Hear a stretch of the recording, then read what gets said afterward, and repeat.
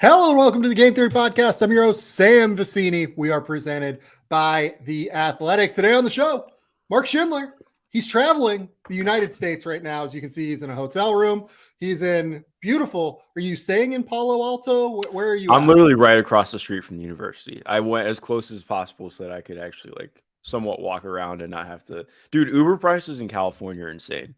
I took a 20-minute drive to go meet up with somebody today, and I paid $50. It was like, yeah. It's insane, dude. But yeah, it's cool. It's very nice out here. Stanford is like one of the most beautiful campuses I think I've ever had the privilege of being on. Awesome place. So Mark is at Stanford right now, doing a story of some sort. I don't know if you want to jump into it yet, because I think it's going to take some pause. Yeah, you're good. Time for you to write it and everything. Yeah. But Mark is there. You're going to get a great story out of what he's doing at Stanford. Today, though, on the show, we're not talking about Harrison Ingram, Stanford basketball, Haley Jones, anything like that. We are talking a few NBA topics. We're going to start very, very quickly with Cade Cunningham and his injury, where he will be out for the season as he gets surgery on his shin. I'm going to not talk much about this on this show, because on Friday I have James Edwards coming on and we're going to dive deep into it and what it means for the Pistons and everything like that. I'm going to let Mark kind of give a take, just because I know Mark has thoughts on it, but I'll probably save most of what I think for the Friday podcast with James. Then we're going to talk about Jaren Jackson and the Memphis Grizzlies, but particularly Jaren Jackson. Jaren Jackson has been unbelievable since he's hit the court this season, particularly on the defensive end. I don't really think it's all that close in terms of who has been the most impactful per-minute defender in the NBA this season. I think it's just like very clearly Jaren, and it's just going to come down to him getting enough minutes in terms of whether or not he wins Defensive Player of the Year. I think he's been that good on defense, and we're going to talk about why. Then we're going to go into NBA trade kind of shake-up teams, essentially the teams that we think really just need to do something on the NBA trade market. They need to make a move. They need to kind of find a way into contention in some way or another, or even just like the playoffs. The two teams that really stand out to me are Miami and Dallas, but we'll probably talk about a couple others. Finally, we're going to close with Jarace Walker. Houston played Alabama. As you guys may have seen on my Twitter feed, I broke down a lot of that game over the course of a long thread. Mark and I have been promising a Jarace Walker breakdown for the last 3 weeks on the show, I feel like. So finally, we are going to come through on that. Mark, that is a big agenda. Thoughts? Mainly, just starting off. This just sucks for Cade. You never want to see that happen to a player. Obviously, I'm not a doctor, so I'm not going to pretend to be. Hopefully, that is something that is not going to take a super lengthy recovery process. Shouldn't be an issue for him. That's the hope.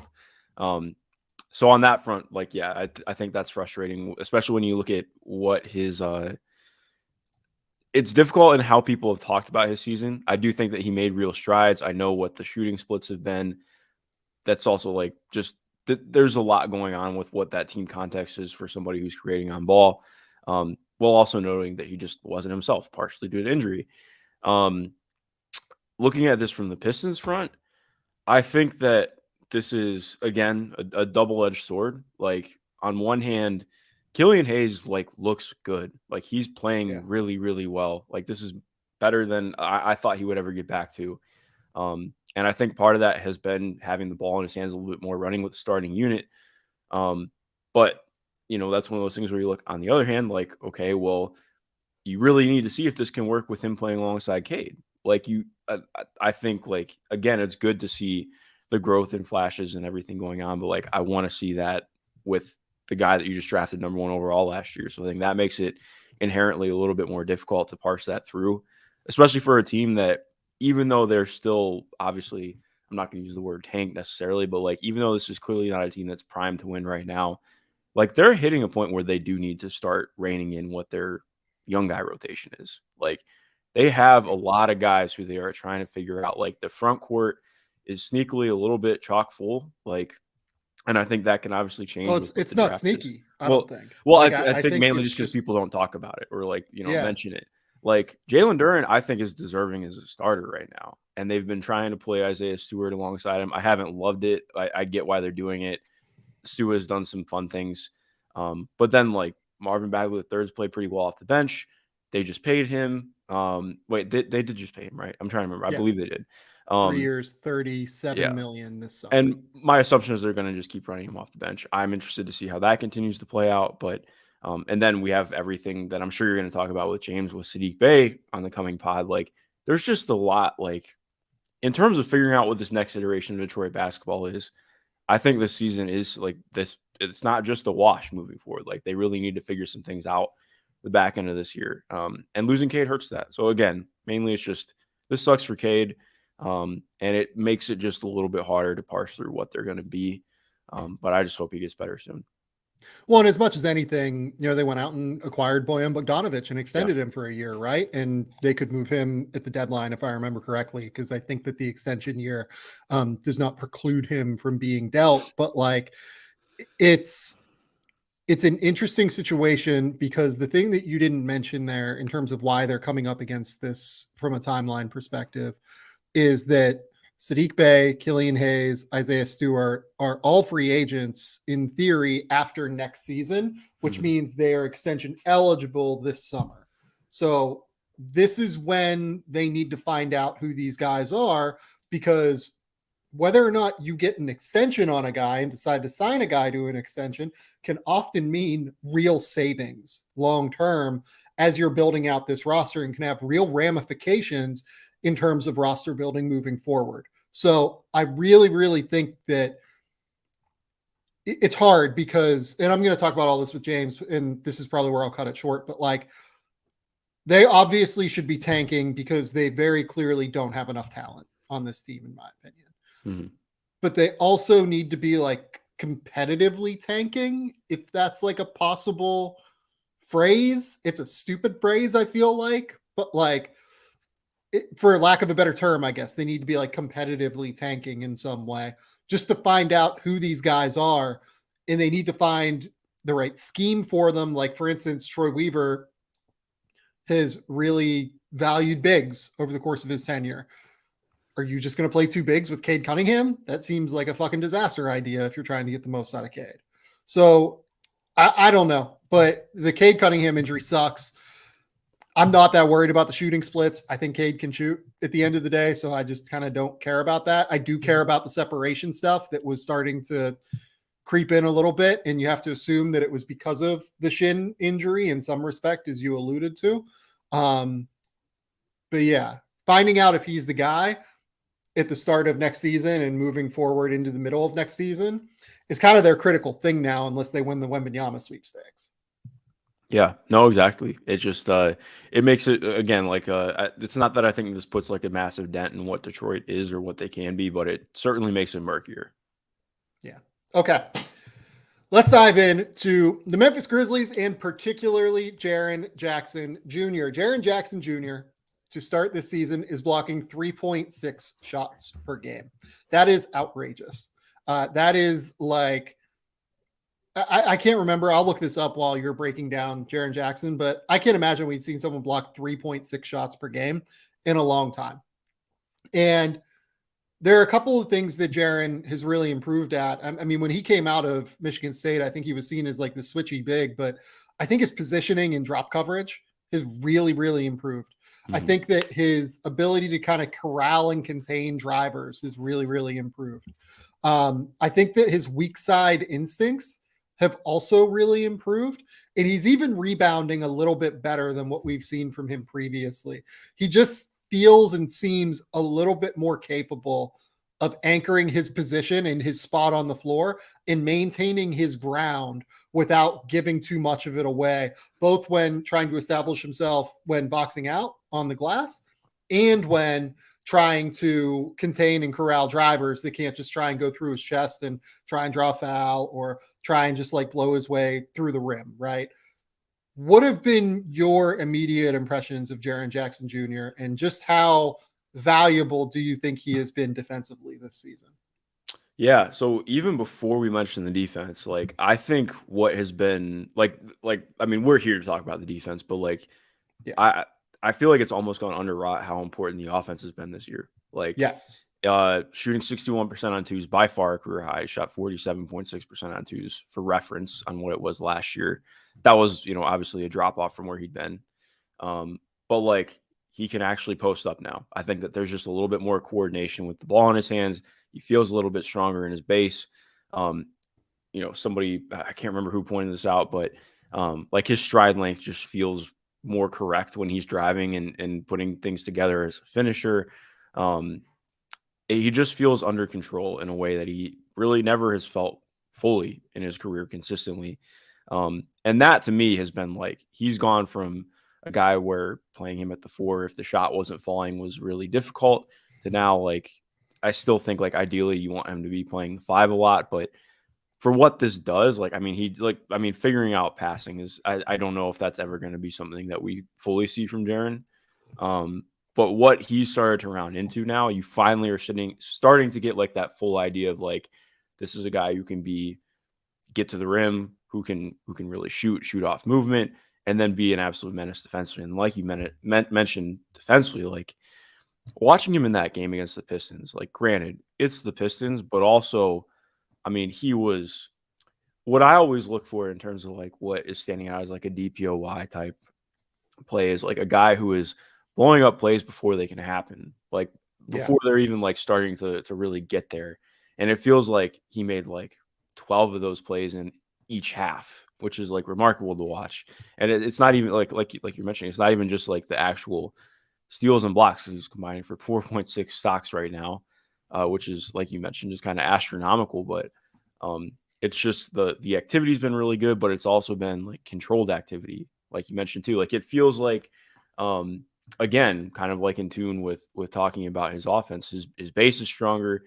He feels more coordinated and moving in multiple planes, because that's been a big issue for him, and why he's struggled with fouling is like his upper body is like rarely ever felt in sync with his lower body. And now it kind of feels like he's really getting that down. And that's been frightening for teams playing the Grizzlies right now, because he's been just incredibly impactful around the rim. And obviously not just around the rim, like his drop defense has been really good. His hands have been active. He's incredibly mobile, of course. Like he's just been a pleasure to watch, and it's awesome to see him healthy and hitting this level. Okay, Mark. Trivia time. Hmm. When was the last time a player averaged 3.6 blocks per season or more? In a full season? I know Miles Turner was close a couple years ago before he got injured, so it ended up not being him. This is a random shot. Didn't Theo Ratliff do that once? I think he was close. So it's not Theo Ratliff. He probably did it once or twice. Oh, you were okay. It's not that far straight back. Up. Who was the last person? Yeah, because I was just thinking about that. Maybe can I get like a year range? 2016 is the 2016. Year. Who was good in 2016? Oh, obviously the Warriors. 2016. Shit. Okay, give it to me. I'm lost. It is Hassan White. Oh my God. In 2016. Okay. Right, yeah. So maybe we'll go with a better trivia time. Who is the last good defender to average 3.6 blocks per game? This was in 2012. In 2012. Is that Kevin Garnett? It's not Kevin Garnett. It's not Kevin Garnett. No, I'm thinking way too far. Wait, not far. I mean, too far back. 2012. Oh, was it Serge Ibaka? If Serge Ibaka. There we go. Mark goes 1 for 2. I love it. There we go. In Serge, look, early in Serge's career, he was impactful as a weak side rim protector, particularly, but I don't think he ever quite got to the point that Jaren is at now as an overall defender. You can switch Jaren. Jaren can be out on an island with a guard, and I feel pretty good with it, or at least as good as I do with other bigs outside of like Bam Adebayo, right? Bam is the best switch defender in the NBA among bigs. Jaren is, would you say that next step down, I would say, or would you even go 2 steps down? Yeah, I mean, I feel like Bam's in his own bracket because he's just special with what he can do. Like, I mean, looking at, I don't know if you got to watch last night's Pacer game, but he just kind of took Tyrese Haliburton out of the game. It was incredible Unbelievable. stuff to watch, and we're going to talk more about it. But like, yeah, I think he's probably 2 tiers below. Like he's still very, very good, but that's just more like Bam is one of one in what he does. 100%. But what Jaren has been able to do is he's able to combine now that switching with the perimeter defense. He's improved his anticipation all across the court, I think, to the point where it's now very difficult to get away from him. I feel like he's almost omnipresent. It feels like defenders just are. There are sometimes defenders that you can scheme out, right? Like you can find a way to like hide Kawhi Leonard's man like in the corner or something like that. You can particularly do it a little bit easier, I think, with wing defenders. Or like with Draymond Green, you can try and involve him in like more on-ball action so he can't be as much of a menace away from the ball. Like I often think that's even a little bit better of an idea than what teams tend to do, which is just allow him to be a menace off the ball. Jaren is so rangy and so big while being mobile and now having the anticipation. It feels hard to get him away from everything, don't you think? Like it's just hard to get him out of any action that you run. Like even if he is guarding like a corner shooter or something like that, like he can take 2 strides and be there. And then if you kick out, like he's pretty good at closing out on shooters now to where like, yeah, he's probably going to be a little bit under control or out of control just because every 6'11" guy is going to be somewhat out of control closing out to a corner shooter from time to time. But like, I don't know, man. It's just hard. Like it's really, really hard to keep him out of the play now, I think. Yeah, no, I would agree with that. I think, that, like you mentioned, it's a select group of guys that can actually do that. And he's hitting that, which has been really impressive. And I think it speaks to the Grizzlies defense as a whole because they're so good at just being solid. And when you add somebody like that who can really wreak havoc when you are able to stay solid, that just brings them to another level. Because I think like we've mentioned on here before, like the Grizzlies have been solid defensively even before Jaren got back. Like they've been looking, they've found ways to continually be better. And again, like you're mentioning, I think just bringing that in is they're hitting new heights. And I think this Grizzlies team just continues to really, I shouldn't be surprised by them anymore, but they always just kind of find ways to be a little bit surprising in what they do. And I'm very excited to watch what they continue to do as guys can keep coming back and getting healthy. Because like Zaire Williams, I want to say the Pistons game was his first game back. It was first or second game. He's finally back. There have been the rumors that he's just magically taller now, and it kind of looks like it on court. And I'm just Desmond Bane coming back hopefully soonish. This team's fun. Well, and so you brought up the idea that they were pretty solid defensively without Jaren. So without Jaren Jackson on the court this year, they have a 113 defensive rating, which is like the equivalent of the 17th best defense in the league. So right around league average, right? With Jaren on the floor, they're at 105.4, which would be the best defense in the league. Now, like, look, it's probably not the best defensive lineup in the league. I would imagine that some combinations that Milwaukee puts out there, particularly with Giannis and Brook Lopez, are more effective defensively. But I think it goes to show just how good the Grizzlies defense is with Jaren out there. And they are going to get Bane back. And I think that's going to add to their defense more than it subtracts to their defense, certainly, because just putting his minutes, put him in 30 minutes a game where he's a pretty solid defender who's always under control in closeouts and is a tough physical defender who you really just can't blow through his driver at all. Like, yeah, he struggles with contests from time to time just because of the short arms, but like he's just always there, it feels like, to at least get something of a contest, even if it's not quite as impactful as it could be with someone like Mikal Bridges. That taking those minutes away from guys like David Roddy, Jake LaRavia, etc., it's really going to help their defense. Like this is a really good team. Now, the question I have for you, is this an NBA title contender? I talked about this with Dave before over on Friday/Saturday, depending on which country you live in. Hi, fellow Australians. I am very intrigued by the fact that I think this really could be. Jaren Jackson being as good as he is defensively now, mixing that with Ja Morant and Desmond Bane on the perimeter, they might be one piece away, but like with how wide open the West is, I kind of wonder if they are. Yeah, no, I think it's a really good question. I do still feel like there may be maybe just like one depth guy short, like in terms of having somebody who can really create for themselves and others. I think that that's like, again, like even going back to last year, I think that's like the one thing that they miss. Like obviously Desmond has made those strides, and that's not to take away from that, but I do think it's more just I feel like they need that they do struggle to have at least two guys like that on the court at all times. I feel like even when they do stagger, I think that can tend to be a problem because as much as like Tyus Jones is awesome, but still always feel like with him, I'm like I just wish that he would take a few more shots. Like I feel like there's always just a little bit left on the table with him. But again, that's nitpicking. Like that, I still think this group, like what's so exciting about them is even though they're so young and they are built relatively new still, when you're thinking about like John, Jaren still being just about rookie skill guys. Same thing with Desmond Bane. Like they have real playoff experience. Like they've played what 3 rounds in the last 2 years now, and I would not pick against them. I think that with what they bring matchup wise, how they can be so versatile, the ability like they really have the ability to. It's not to the same level as the Pelicans, but in terms of what they bring with just multiple guys who can do quality things on court, um, there's not a lot of teams that I think are going to be able to match up with that. And it's more so too, like if they're healthy, which this feels like, knock on wood, but this does feel like their healthy year. They're getting the injuries out of the way early, because it's always been late in the year that it's really bit them.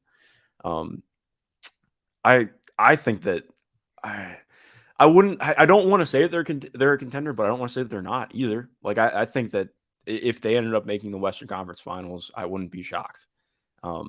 Is how I would put it right now. But I still feel like they're maybe just a little bit away from where I would view them as like this is a full-on contender. But that could even just maybe a next stretch of play really changes my mind on that too. So what? They have like an 8-man rotation right now: Desmond Bane, John Morant, Dylan Brooks, John Conchar. Maybe you play 15 minutes of Steven Adams in the playoffs. Jaren Jackson, Tyus Jones, Brandon Clark.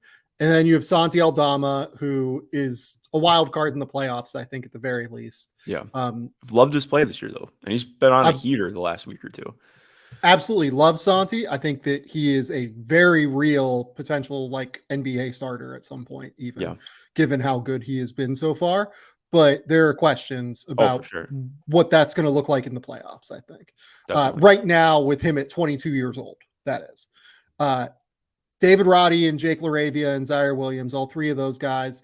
Zaire played a role last year for sure. And if he can bring the offense in a way that he hasn't always been able to, like through a year and 3 games worth of play, maybe he can be the guy. But I agree with you. Like if I was them, I'd be trying to go out and find like one extra guy. What would you be targeting if you're them? It's a great question. I think to me, they're like I wouldn't go in for one of the medium deals right now. I think this is very much like a if we can get Jordan Clarkson, that's sick type solution. Not saying that he's like the guy, but I think in that mold of and it seems like just to say as well, like I think Tony Jones is like not reported, but I know that he said like the Jazz are not really at all keen to move on from Jordan Clarkson. They really like him. He really likes being in Utah. But like I think that ilk of player, like somebody who can come in and be like a super 6-man for them, who can really kickstart some offense. I think that's what I look at. Even as much as I love Bojan Bogdanovic and what he could be for them, I do just wonder how much that they'd have to give up because of what that's going to look like salary wise to match.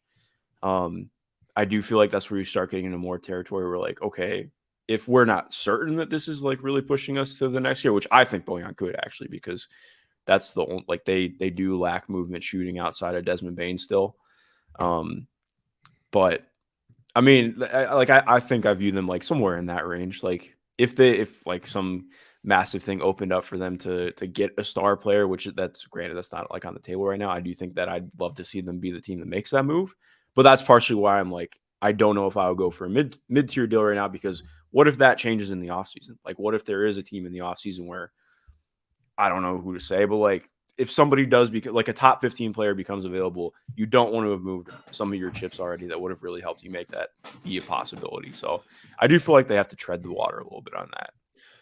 The team I'm looking at kind of in both respects of that continuum, right? Like, good solid offensive creator or trying to go get the superstar is the Washington Wizards. Yeah.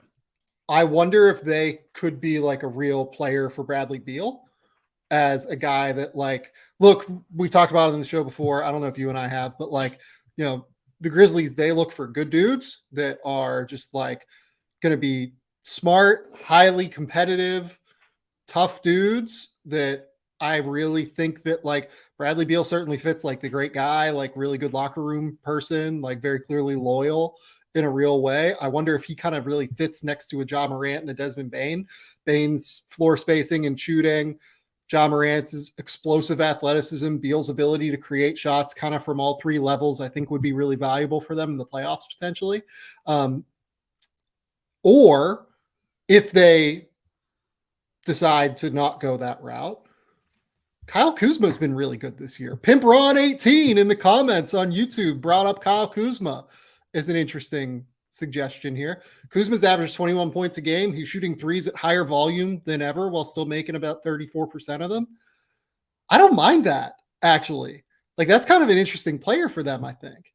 He's expiring at the end of the year, so like if it doesn't work, you can move on and just be cool with that. Like 6'9", okay defender, like not a bad defender by any stretch of the imagination, has turned into a switchable solid guy at least. That's not neither of those options, like depending on which route they go, I wonder if the Wizards and Grizzlies kind of line up in terms of potential reasonings and potential moves that could be made on the trade market.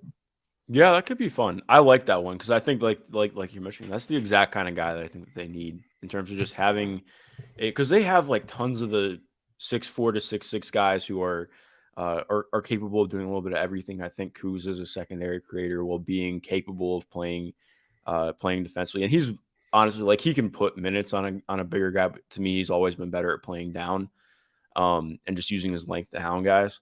But again, like exactly like you're mentioning, I think that just adds another level of versatility that I think that's like the one thing that they're missing. That's what Zaire really brings when he's healthy and at his highest levels. But again, like you're mentioning, you're still kind of waiting on that to hit at the second part. To also go off Pimpron's comments, I would not send Zaire. Like I don't think that I'm at the mode where I would trade Zaire for Kyle Kuzma. Like I like Kyle Kuzma. Yeah.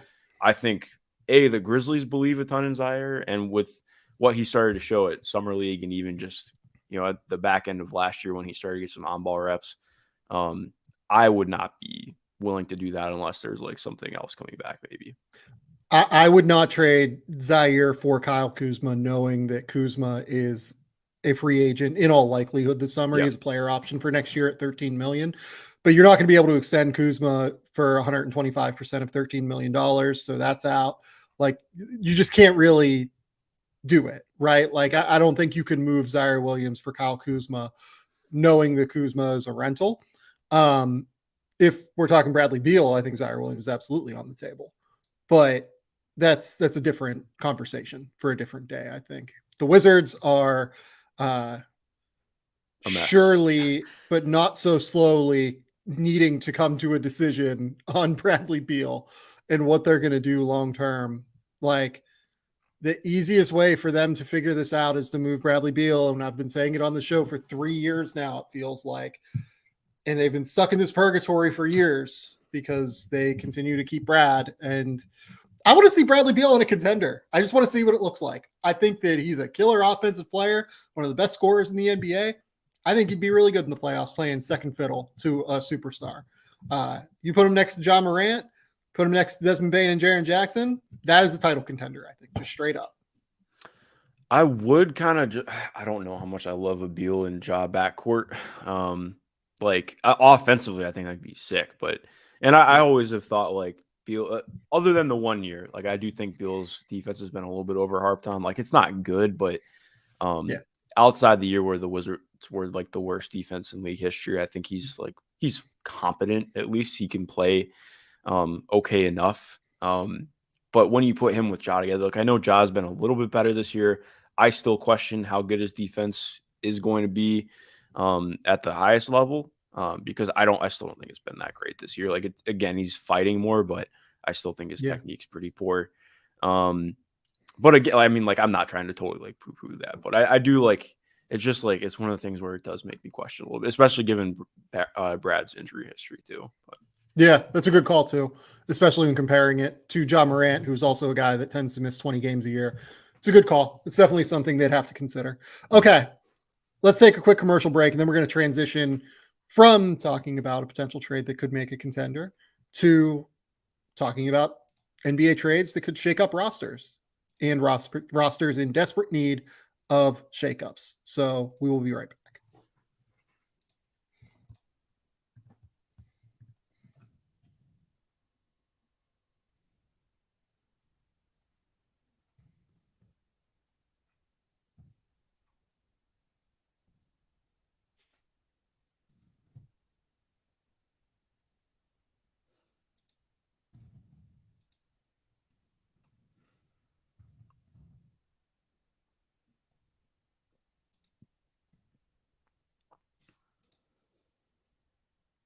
All right, Mark, we are back. I want to talk about this Eric Gordon, Jae Crowder, KJ Martin thing that Shams Charania reported earlier this week. Strange deal, like strange idea for a deal. I will say that on Friday last week, I noted the idea of someone like a Jae Crowder to Milwaukee.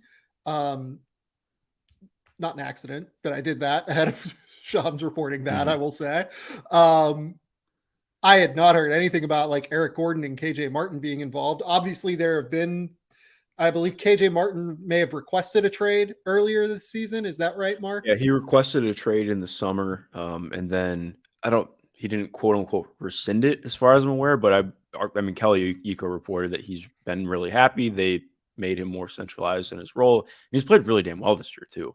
Yeah. So I do wonder how much that's on the table, but they have to pay him this summer and they have to pay a lot of guys in the next year or two. So it's definitely still up in the air. It feels like.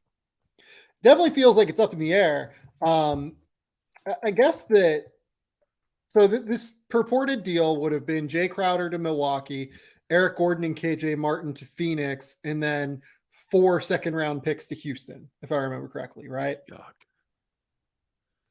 Yeah, no, I just say yuck. Yeah, like what the fuck is 4 second-round picks doing? Like that's all right, man. Like, yeah, no, sure. I think I believe that was a reported deal, but that just like made me like puke in my mouth a little bit. Here's the thing: KJ Martin is worth a first-round pick. I think, just straight up. I agree. Like, I don't know if Eric Gordon is. I think he probably is worth a late first-round pick. But KJ Martin is worth a first-round pick, in my opinion. He has played in a really interesting way this season with his athleticism, his ability to be a weak side rim protector that he showcased throughout his career. And then the shooting has looked a little bit better. And he's just looked a little bit more polished overall, I would say, as a player, which of course happens as you turn 21, 22, whatever he is now. I believe he's maybe still 21. Is that right, Mark? Are you looking at his page? I am checking. He is 22 now.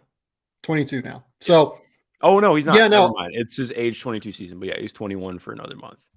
There we go. I don't understand why they would move KJ unless he just wants to be moved, but there's no way you can move him for like the equivalent of like 2 second-round picks or like a second-round pick. I don't think. Like if you actually put him on the market, I think that someone will come with an interesting offer. Yeah. No, like honestly, if I'm the Bucks, I would rather trade for KJ than Jae. That's like, the thing. That's actually what I was going to ask you. Would you rather have KJ Martin or would you rather have Jae Crowder if you're a team trying to win a title this year? I think on that's where it gets a little tough because like I think Jae for what the Bucks need is probably who makes more sense. But for me, like I think if I'm the Bucks, like KJ, part of this is I'm biased because I love KJ Martin. I wrote like 3,000 words about him last year and why I thought he could be like I don't think he's ever going to be an all-star, of course, but like a guy who ends up being like an all-star level role player because again, like you mentioned, I think if the shot really comes around, and it tends to be when he gets more minutes, the shot looks better. Like he really needs to be a volume guy. And I mean, like the handle's gotten a little bit tighter. He's gotten better at defending on the ball this year. He's doing all the things that make him a little bit more capable of playing the three. I still don't think he's fully there, but like you mentioned, I think I always look at this Bucks team as a team that needs more athleticism. Like they're very low on athleticism outside of what Giannis brings, and I think KJ would bring a ton of pop that I'd like to think Bud would be able to really work into the offense. I think that he would bring a lot that I like defensively too, allow them to have some more intriguing smaller lineups than what their small lineups typically tend to be. I just really like how he could look alongside them because he'd be getting easy stuff off of much easier stuff than he's getting in the Rockets offense right now. Again, like the shot really has to be there. So I think that's why there would be more pause on whether or not they would make the move for Jay or KJ, but I would heavily consider it. I think for them, I would rather have Jay. Yeah.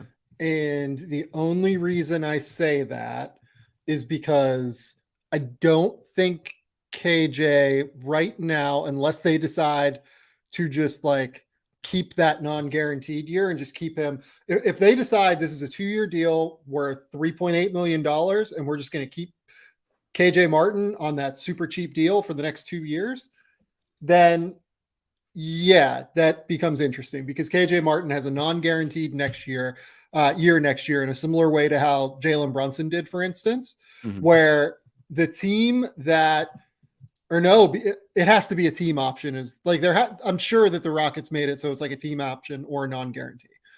I'll need to look into that, but like I'm sure that that's the case. They can either decide to pick that up or not pick it up, and he can be a restricted free agent at the end of this year or an unrestricted free agent at the end of 2024. So if I was Milwaukee, maybe I would just pick up that second year for $1.9 million.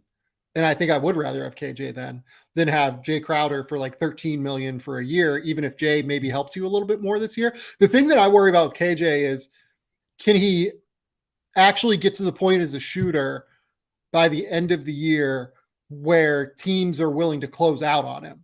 Not just like, can he make them, but to where teams will actually defend him out there, because that's the difference, right? Like they need to surround Giannis with 4 shooters. And if teams just aren't going to give a fuck if KJ is out there and just leave him in the corner and then collapse down on Giannis, it's going to make everything harder, which would then mean that KJ wouldn't be able to play with Giannis, which makes it a little bit less valuable. But if you think you can work with the shot over the course of the next like 12 months, maybe, then it becomes something interesting, right? Definitely.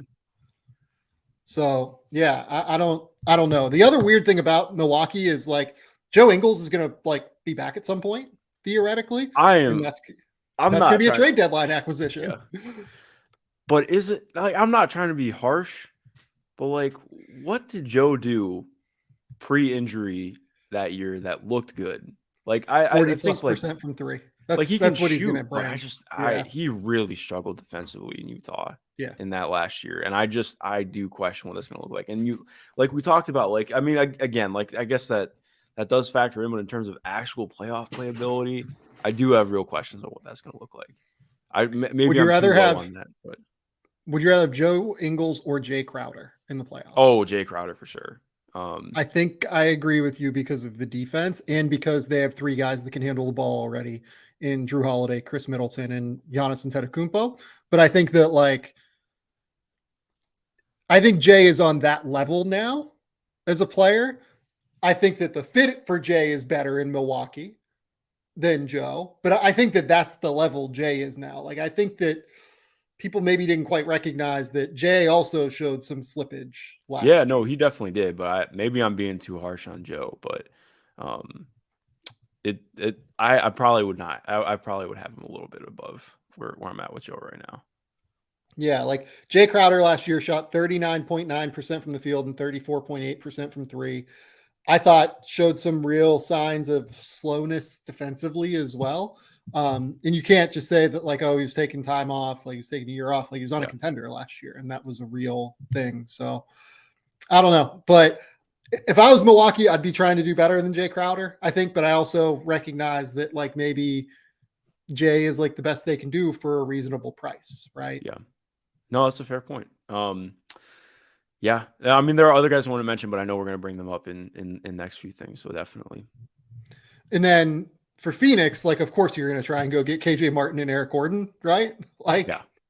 if they do that, it solves a lot of problems for them. Especially for how they like to run their offense. Like because I think that's what I would really like to see for them. Getting a real viable, obviously KJ's not a 5, but like he can do a lot of the screen and roll 5 things that I think Phoenix could really unlock that aspect of him. That would be really exciting about, kind of changing, giving them a real change of pace off the bench, because their front court has been a little bit of a mess behind DeAndre Ayton. Obviously more 4 or 5, not at the 3, but yeah, well, even outside of Lawndale as well. Yeah, I mean, I think because Jock's been okay. Yeah, Jock's been he's been fine, but like it's just, again, like I think like getting to the point where you have like abilities to go like, okay, well, if when Cam is back, if they really want to go like, okay, what if we are playing against a smaller team, we throw KJ at the 5, have Cam, Mikhail, Devin, and like campaign out there for a lineup, and it's like, okay, well, we can just be like, we're going to switch all of our forwards and we'll just hang with this, and it's going to be running in transition, like just giving them more options, because again, like their biggest issue is just it is shooting, the shooting depth behind, like you've seen it so much with missing Cam, like their bench the other night in the game against the Rockets, like they did not show up to play, to be completely blunt. But they also lost that game because their bench couldn't hit anything. Like their bench right now is like Landry Shamet just has had his minutes totally slashed, and I don't mind it. Like he's been pretty rough this year, but they don't really have consistent shooting threats, and it's been a problem. But yeah. Well, I mean, so put it this way. I don't even know that it's like shooting. It's, can you do literally anything else on a court other than shoot, right? Like they played Torrey Craig and Dario Saric in that game against New Orleans for 57 minutes. They also played Landry Shamet and Damian Lee for 47 minutes. So that's basically 2 out of the 5 positions on the court over the course of the full game were a combination of Dario Saric and Torrey Craig and Landry Shamet and Damian Lee. And that's just not going to get it done. Yeah. Right? Like, just end of the day, it's not going to get it done when you're in the playoffs. Obviously, Cam Johnson will solve a lot of this. He will take up 35 minutes of the Saric and Craig minutes. But they need something. Like they need something else, and particularly they desperately need another creator, even if only for the regular season. And let's be as charitable as we can to Chris Paul and say that he is taking it a bit easier in the regular season, knowing that they can make the playoffs in order to like give a last hurrah in the playoffs. Right. Yeah. But he has not looked good as a creator this year. Like he has actually looked pretty poor for a creator this year. And if he's not what he can be, I mean, this team can't win a title at the end of the day anyway, because they need 2 options in the backcourt with Devin Booker and Chris Paul. Otherwise, teams will just load up on Devin and be able to stop him. And I think it'll really bog down this offense in a substantial way. But more than anything, if only to lighten the load on Devin throughout the regular season, I think they need another creator like an Eric Gordon who can use ball screens, who can space the floor, and can at least just give them another option. Yeah. No, I agree in entirety. Like they really have been lacking that player. I even thought last year, like there were times where I really felt that they missed having another guy who could create like that. And honestly, like, I mean, to be truthful too, like campaign has been really solid stepping in as a starter. Obviously Chris Paul's back now, but like, again, like he's been there. Like they need just another guard with size who I think can really attack and create more and continue offense. And I think Eric would bring that. Gordon right now, I guess, is a good question to bounce off. What do I think of Eric Gordon right now? Yeah. I I would like to see him in a competitive situation. Yeah, that's a fair way to put it. Like, I don't know, man. Like, I think he can create offense and I think he can shoot, but like, I think that, defensively, he has not looked very good this year. And obviously, he's shooting like 35% from three so far this year. So the shot hasn't fallen. I haven't seen a lot of drop off offensively in terms of the way he separates at the very least. I just Yeah, I think would the agree with shot that. hasn't totally fallen. And like, he just doesn't look like he wants to like defend, knowing that this isn't like a wildly competitive team. So I don't know. Like, maybe he has lost something defensively, but I'd take the risk if I was Phoenix and find Oh, out. But definitely. I said that last year too. I thought that they should have traded for him last year. Yeah. No, I agree. I think that they should have gone in for it last year too, but hindsight. But yeah, I agree. I think that that's a solid move for them. What other things you kind of look at and go like, if you're the Suns though? That's where it gets fun. Yeah. I don't. It's hard because you have to look around at the teams that might be out of it, right? So, like, if you're the Spurs, like Josh Richardson, maybe, but he doesn't help with the creation, right? Uh, Charlotte, I mean, they're not going to move LaMelo.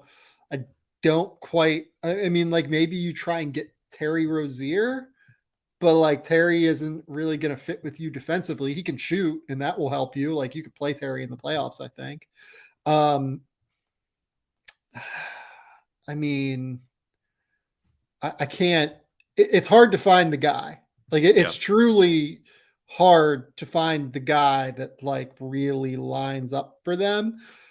Maybe like an Alec Burks or something like from Detroit could help. Yeah. And he's actually played pretty well.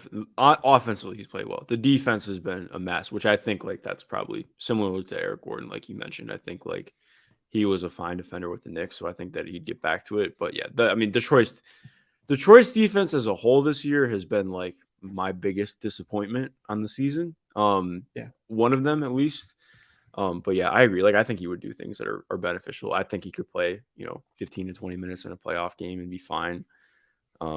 But it's also like, okay, well, like how much is this moving the needle? Yeah. It's like it's a very fine line that I just don't really know how to parse through sometimes. Because Well, like so here's a name like DeLon Wright, I think would help them a little bit. DeLon has the hamstring injury right yeah, now and like hasn't played a crazy amount, but like 6'5", can create offense, good defender. Like, but again, he helps them more if Chris Paul is Chris Paul, not if Chris Paul is this diminished version of Chris Paul. yeah. So I don't know, man. Let's go to some other teams here because I want to talk about the Heat and the Mavs, particularly. You and I kind of just every week I ask you, like, what do you want to talk about? Right. And the first thing that you said was the Heat. So I kind of try to figure out a construct that works for this. Right. So the idea I came up with was NBA shakeup teams, like teams that need a shakeup, a trade, some sort of roster movement that makes sense. And the Heat, I think, really kind of fit that bill for a number of reasons. So the Heat currently, I don't know what they did. Did they play tonight? I know that they won last night, but I don't think that they play tonight. I'm looking right okay. now. So they're 13 and 15. They had, oh my God. I mean, Mark, you watched that Indiana game because you alluded to it earlier. Is that the winner so far for ugliest NBA game of the year? It's got 87 to to be. 82? Yeah, I thought Like, we were going back to like 03-04 Eastern Conference Finals right there. So it's like, yeah, that was not good. I actually like it. Oddly enough, like that's one of the wins that I look at. I'm like, that didn't feel like a win. Like I think that like obviously you can pull things from the defense because I do think that the defense looked pretty good.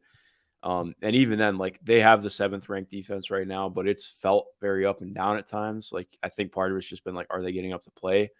But when they have Jimmy in the lineup, I'm not really worried about what the defense is because they tend to sort that out. The offense has just been abysmal this year. Like absolutely dreadful to watch. And it's not just like they're missing shots or this and that. Like they take forever to run into sets. They don't play with a ton of pace. It doesn't really feel like they are consistently getting anything that feels easy. And that's bad. Like when you are a team that has thrived on dribble handoffs and being, just playing really intuitive basketball, and you can't rely and lean into that. And that's how they scrape together good offenses. They really lack that. I think I don't mean this as like a shot at Tyler Hero. Like I've enjoyed Tyler Hero this season. He's been really good in his role as a starter.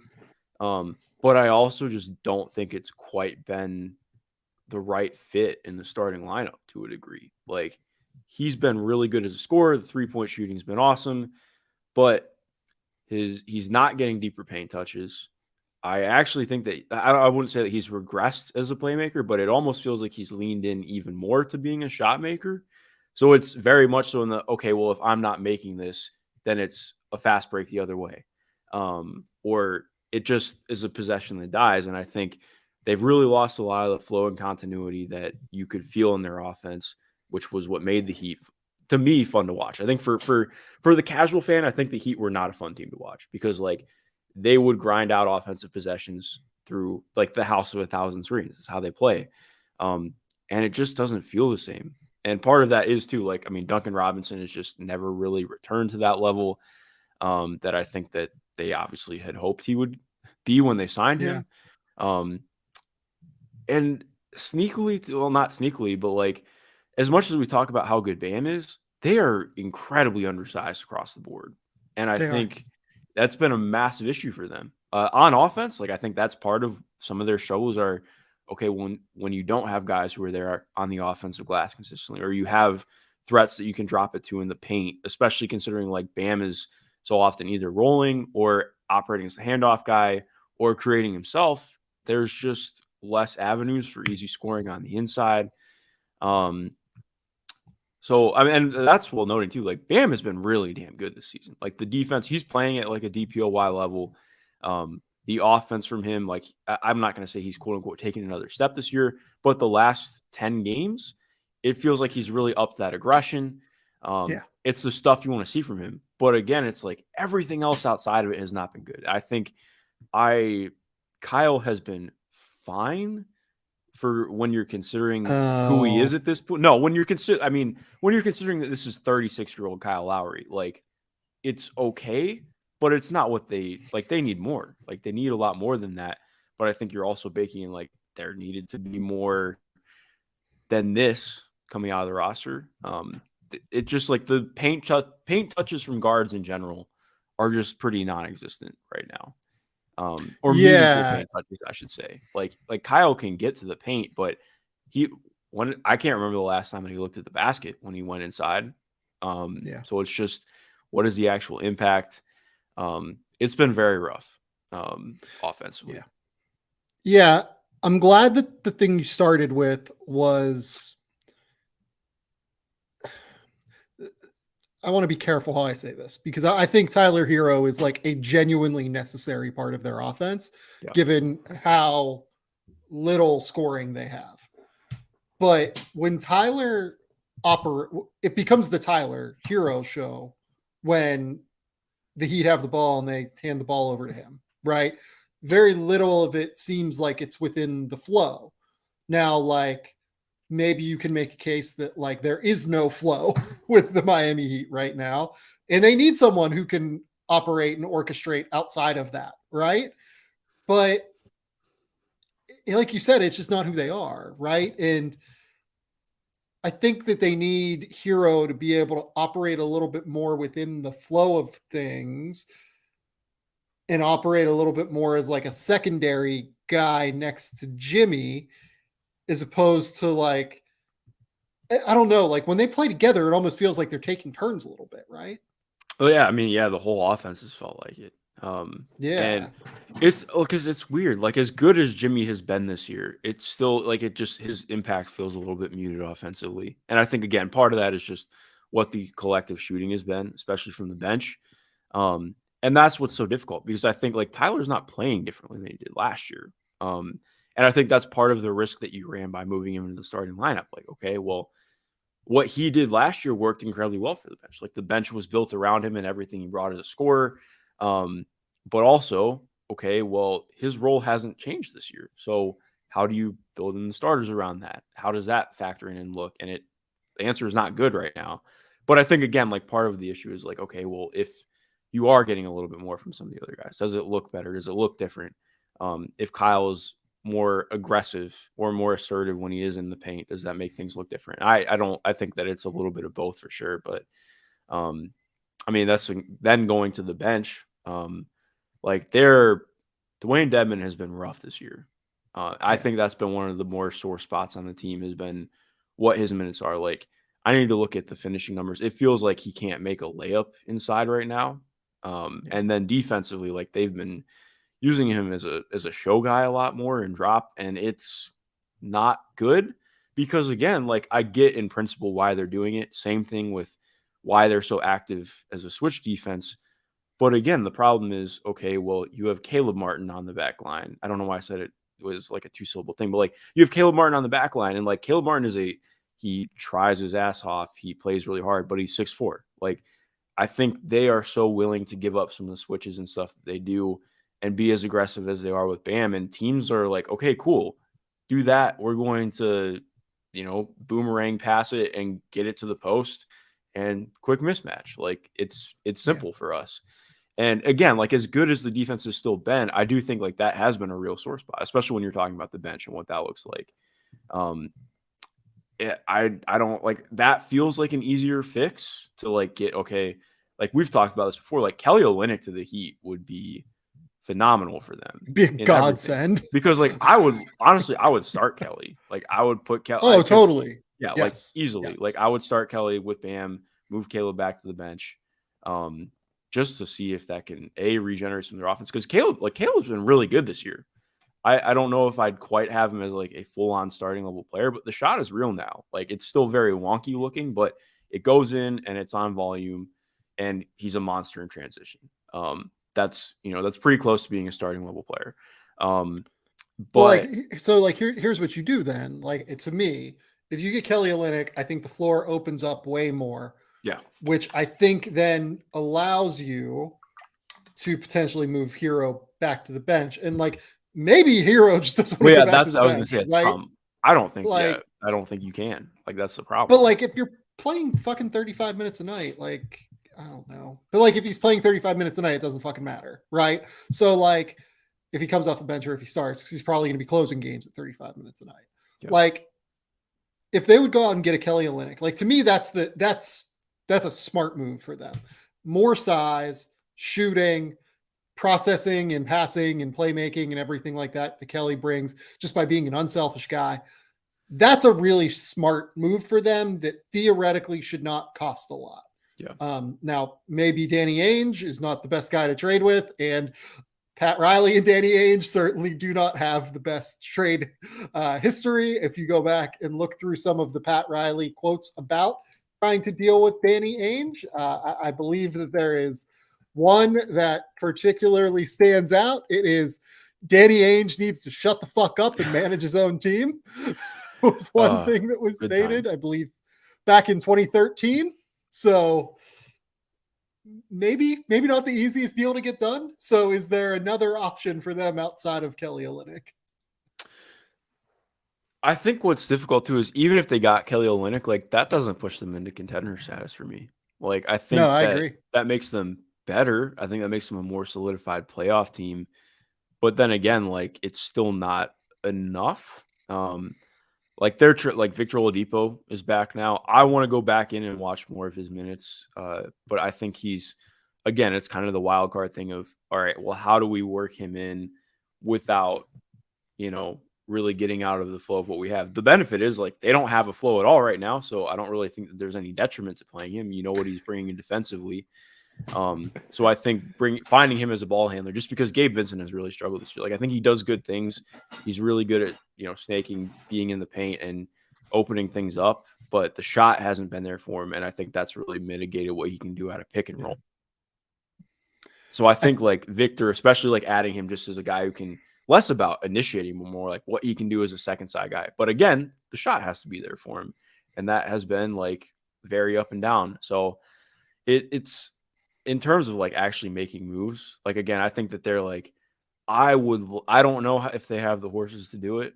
Or I guess I should just say like capital to do it. But like if PJ Washington was to become available, that is like the guy for Charlotte for me. Like, I think he fits in so much to what they do. Yeah. He's just a smart player. I think he would fit incredibly well alongside Bam. They played together, didn't they? Did they play together for a year at Kentucky? I want to say PJ missed by a year. I thought it has to have been close. I can't remember because PJ played 2 years at Kentucky, right? Yeah. Yes. Yeah. But regardless, like I think that's like, even though that's still a small front court, like that's where you start talking. Like I think that's talented enough that I don't care. Like you can have obviously a third guy off the bench who is bringing more size and a different look, but to me, like that's the kind of guy who really makes a difference for this Heat team. Even if it's not like perfect with what they need, I think that fits into more what their mold has typically been. Because I just don't know what on-ball guy they're getting who is going to come in and really change things. Like I think they kind of have to make their bed with they made their bed with with what their guard room is right now. Like I don't see how you're moving Lowry. I also don't know why. Like I think it's in a tough spot because it's like they need a lot of what Lowry brings while also needing more out of him. So it almost feels like, okay, well, what if we just loosen things up and make it easier on him and not need him to do it quite as much by just getting better secondary players.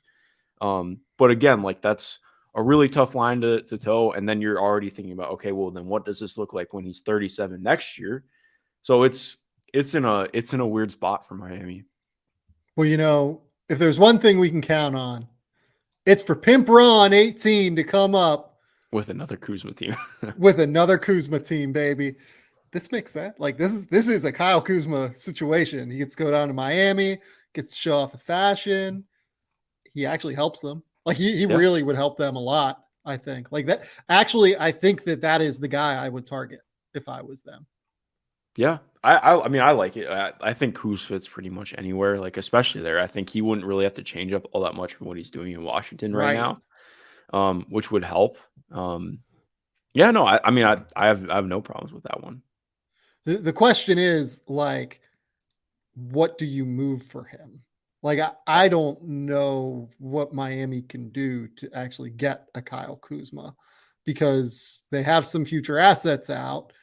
And I don't know if this is a situation where with Kyle Lowry at 36, Jimmy Butler at 33, Victor Oladipo at 30, Duncan Robinson taking up a massive cap number. Like there's no way Washington can take back Duncan Robinson in a Kyle Kuzma deal for salary matching. Like you just can't do that. Yeah. So like, I find it hard to believe that they would give the best offer in a Kyle Kuzma deal if Washington decides to, kind of tank and move on here. Kyle is much more like if they were able to get to free agency this year, I think that Kyle's in play for them. But yeah, I agree. I just don't know because the issue too for Washington is if they're moving Kuzma, then okay, they need to offload everything. Like, because they're in like we've talked about this too. Like they're just in like not offload everything, but like they're not really in a position where they can just take back a bunch of players. Like, how is that fitting in? How is that working? Because all right, if you actually want to shift into playing your young guys more, well, that's difficult because none of your young guys are really anybody who you want running things on ball. So that makes it interesting. Washington is just a mess. I don't know what to think about them. I know they've been really unfortunate with injuries this year, to be fair, but I mean, they're I think 0-6 in their last 6 games. So I know they've lost at least their last 5, but I'm pretty sure they lost one before that too.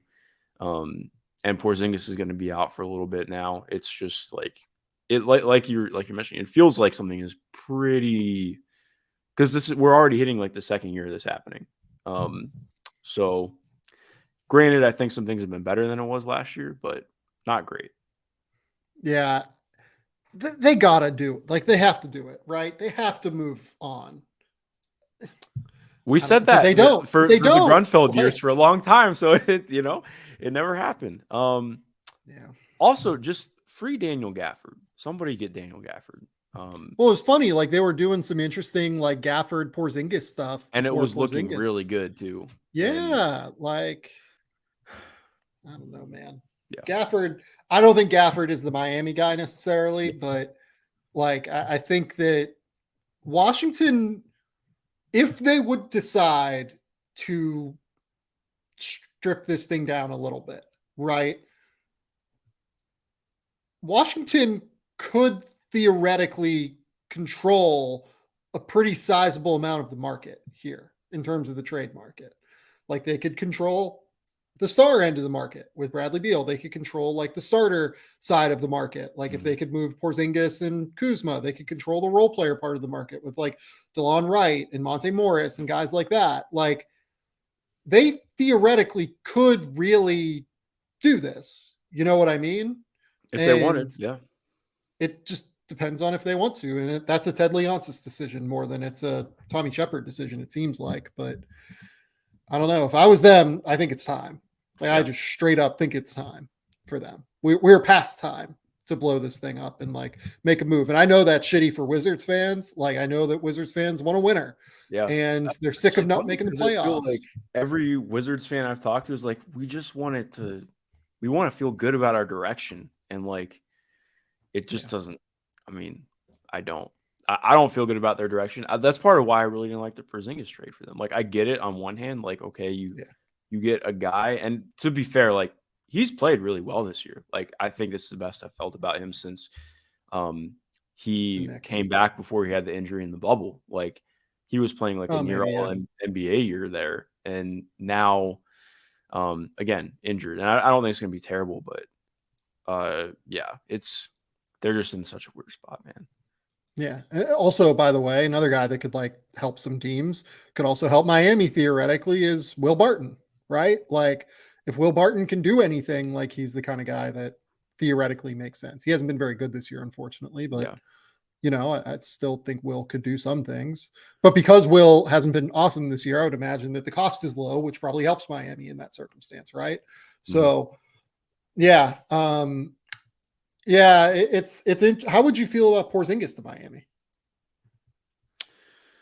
What are they trading is probably what my question would be. I mean, it could be interesting. Like I think like, cause one of the things that's been cool to see is like, I think he's grown quite a bit as a passer this year, which has been nice. I do wonder like how willing Spo is going to be to, I mean, he's generally been very willing to find ways to work guys in, to be fair. Like he's not Rick Carlisle, but like, I do think that there would be like, there could just be some awkwardness in trying to figure out how to get the most out of him while also getting the most out of everyone else. Like in terms of just adding sheer talent, like I think that if you have the right deal, then I would try it.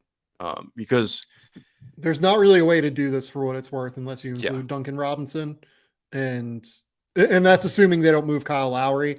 And I just feel like Kyle Lowry, like I don't know, that feels like a team that does, in an organization that does well by guys that they sign. And I don't know that they would sign Lowry just to move him a year and a half later. Yeah, especially like an older Kyle Lowry. I don't know. That doesn't seem right to me. Yeah. Yeah, no, I agree. It would look very weird. Since we mentioned Gafford, I do think that is an interesting inflection point, because I brought this up on Twitter the other day. It doesn't solve everything for the Mavericks, but I would love to see them like take a flyer on somebody like Gafford, because I do think that one of the things that they're, they are in a very, very weird spot with what they're. Let's start with just that. Yeah. What have you thought of Dallas this year? I don't like watching them play basketball. I hate watching them play basketball. That is actually my number one takeaway. That team has Luka Doncic, who is one of my favorite players to watch in the NBA, and I fucking hate watching that team play basketball. Yeah, it's not fun. Like their offense is just anemic. And I think what is frustrating on one hand is like, I think as soon as guys start shooting better, this probably looks a little bit differently. And maybe they'll talk themselves into saying, we don't need to make a move. But then again, I think the exact same issues are going to come up in the playoffs, which, again, to be fair, they made the Western Conference Finals last season. But I think the same issues would rear their head. I do struggle with how much this front office just leaned into, well, we're not going to do much and we'll wait till next year. I think with how well Luka is playing, I would be pretty pissed if they don't do anything at the trade deadline and something significant, not like just we're going to try and pick up an eighth man. Yeah. Like I think they have to do something more than that. It like the biggest frustration for me has just been the things that worked for them last year. They aren't playing at the same level. Like it's not hitting in the same way. Part of that has been trying to figure out everything with Christian Wood for sure. I don't think that the defensive fall off is strictly because of the guys that they did move on from.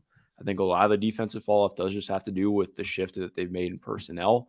I don't think they've played to the same like extent that they did last year in terms of just their communication and overall effort. And granted, like their defense fell off as the year went on too, to be fair. But overall, like I think that just, I mean, talking to people in Dallas, like the overall attentiveness just has not been there generally, even in just watching games too. I felt that, but it's the offense is just gross, man. Like it's the 7th ranked offense, but that is the worst 7th ranked offense I've seen because it's just a shot making fest. Like Luka is, I mean, granted, Luka's a wizard. He's extremely fun to watch. He does incredible things with the ball in his hands that you can't stop. But the issue is it's okay. Luka's doing stuff with the ball in his hands, or Spencer Dinwiddie is isolating it, and it never really feels like there's any kind of secondary stuff going on. It's very much one and done offense. It just hasn't hit in a way that I like. The Luka and Wood minutes are fine. Like there's good stuff there, but it also just Jason Kidd doesn't feel super willing to lean into that in closing lineups and what that can be. I mean, here's the thing though. Would you, with the way those two players defend? No, I get that. Like I totally understand that. But at the same time too, it's like, okay, well, what other options are there? Like, what else are we supposed to do? What are we leaning into that's making us a better team? And it is not what they're doing right now. And I think part of what's been difficult too, like, and maybe part of this is just because overall ball movement is worse. Like Spencer Dinwiddie is having a nice individual season, but I do think that I would really like to see him be more of a secondary guy. Cause like, even though he is a quote unquote secondary on the team, like he plays like a primary, like he's getting. Well, yeah. Like here's the question I wanted to ask you is like a follow-up here in terms of the offense. Like you look at Spencer Dinwiddie's box score numbers and they're really, really good. Like he's averaging like 16 points, six assists. I think he has like a 4-to-1 assist to turnover ratio. He's shooting 41% from 3. I feel like he doesn't like add much. Weirdly. No, I would agree with that. I don't. His defense has been really bad. He's just point blank. His defense has not been good enough. He gets blown by constantly. Like he can do some okay things as a help defender, but I don't think that it's always there. And the on ball has been bad. If his shot's not falling, it's kind of the same thing we just talked about with Tyler. Like he's averaging 5 assists, but I think that's more like, okay, I don't have a shot. I'm passing the ball. Like it feels very like Karis LeVert grenade assist more than like straight up I'm creating real advantages and getting you open shots. And again, to be fair too, like Dorian Finney-Smith has not been the same offensive player this year. Part of that is the shot not being there, but it just doesn't feel like the advantages and openings that were there for their secondary players last year have been there in the same way. Like Dorian Finney-Smith was awesome putting it all together last year and really becoming a dribble pass shoot wing. Like there's always going to be questions with the shot. Teams are always going to test him in the playoffs. But during the regular season, like that was a real guy who can keep the offense moving, operate within it. And it just hasn't been good this year in terms of his overall finishing. Yeah. And that's been a problem. And like his handle hasn't felt right either, which is weird after it looking like way better last year. I mean, the one positive thing has been Josh Green. Like I think that they're starting to find more ways to include him, make things work. But at the same point too, like Josh Green is 22 years old. He's still very limited, even though he is finding more ways to be impactful. Like Dwight Powell is nice at times, but again, like Dwight is very good at his role of screening and rolling. Dwight is not awesome at anything else. The thing is though, that when you have Luka Doncic and you're screening and rolling every possession multiple times, it's a really helpful thing to have out there, right? Yeah, exactly. But it feels like almost, and maybe this is being unfair to Dwight, because I don't mean, I think Dwight is still a very capable NBA rotation player, but like it almost feels like Dwight is in that spot of it's like, oh, well, we played JaVale McGee for the first 10 games of the season. Dwight looks pretty awesome now, doesn't he? Like, it's like, yes, but like, what if you just had a center who was capable, or just a big who was capable of playing, in more scenarios, being a little bit more versatile, bringing more than just being a screen and roll guy. And I think, like, again, like Gafford's not perfect, but I think like he brings a lot more in theory defensively. Well, not even just in theory, like he brings a lot more defensively. Foul trouble is always a thing, but Yeah. like I just like it, and it's not just like saying like Gafford, like, okay, like that could be a fun Kelly Olynyk team. I don't know. I wonder if they actually lean into the things that he can do, but it's like, okay, well, what if you start adding more things than just having like these guys who can really only do one or two things well? Then it's, you start talking about like, what are we actually trading? What's there to be traded? I'm like I'm a little bit less interested in Kelly for them because they already have Maxey. Maxey does a lot of similar things playing the 4 as Kelly does, is like your combo big. You know what I mean? Like, and I don't know if you want to play both Kelly and Maxey together because neither of them are great rim runners for Luka, right? And I feel like you always want that high level rim runner for Luka, or maybe you want like multiple floor spacers out there, but I don't know. That then leans into like Luka's potentially like worst habits, maybe. I don't know. I feel like that just becomes more ball dominant if you run out like Dorian Finney-Smith, Kelly Olynyk, and Maxi Kleber in the playoffs, right? Mm-hmm. Then like literally every possession is just grinding down with Luka at the end of the day. Yeah. Funny statistical anomaly so far this year. I think it's more that than like an indicator, but the Mavericks are 0-7 this year when Christian Wood plays 28 minutes or more.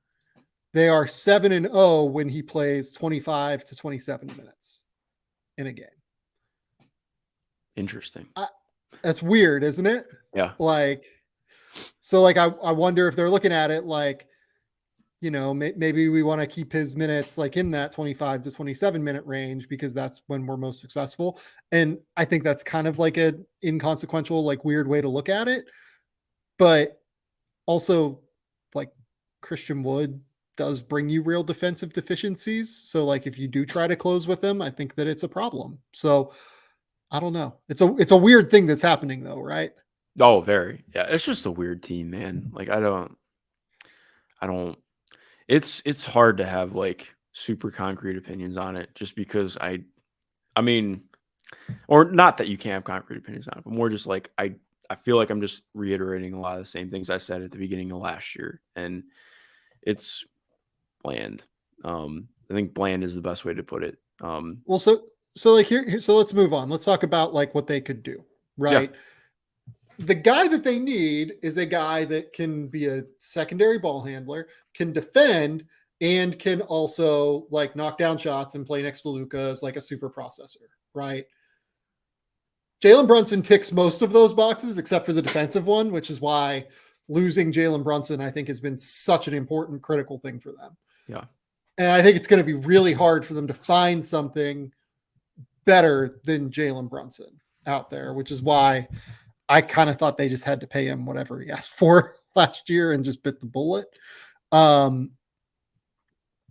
It's hard for me to find the guy that like totally lines up. I will say if I was them, this is a team that I would be very interested in taking a flyer on Emmanuel Quickly. Yeah. Oh, totally. Quickly would be awesome there. Like I love the idea of what he could be in that group. Being like the actual guard who can, like he's still, again, like I think ironing things out. And part of it is like just him having a bigger role and being encouraged to be more aggressive. Cause he actually he's weirdly had moments this year of like being 2 pass first, which is like, that diminishes his value. Cause like, I think like he's a guy who at his best, like he's like the ideal combo guard, in my opinion. Like he's not Tyrese Halliburton, but he does a lot of the same principles of like, even if I'm not putting tons of pressure on the rim, I'm getting paint touches, The floater is very real for him. And he does things so quickly, relocates and moves off the ball well. Like that makes it like feasible for him to really initiate offense. And I think if a team like leaned into really playing it with pace and letting him do things, like I think that could be really good for them. I still just, my biggest things like the Knicks letting him go would be ridiculous. But yeah, if he's available, then fuck yeah, Dallas should do that. By the way, it's been reported that Yeah. like they're considering it. That's why I bring him up. A thing that hasn't been reported is what Chicago will look to do, period. Right. If this continues along a trajectory where they're, 20 and 30 come the trade deadline and it looks like things are a problem there, do they look to move an Alex Caruso?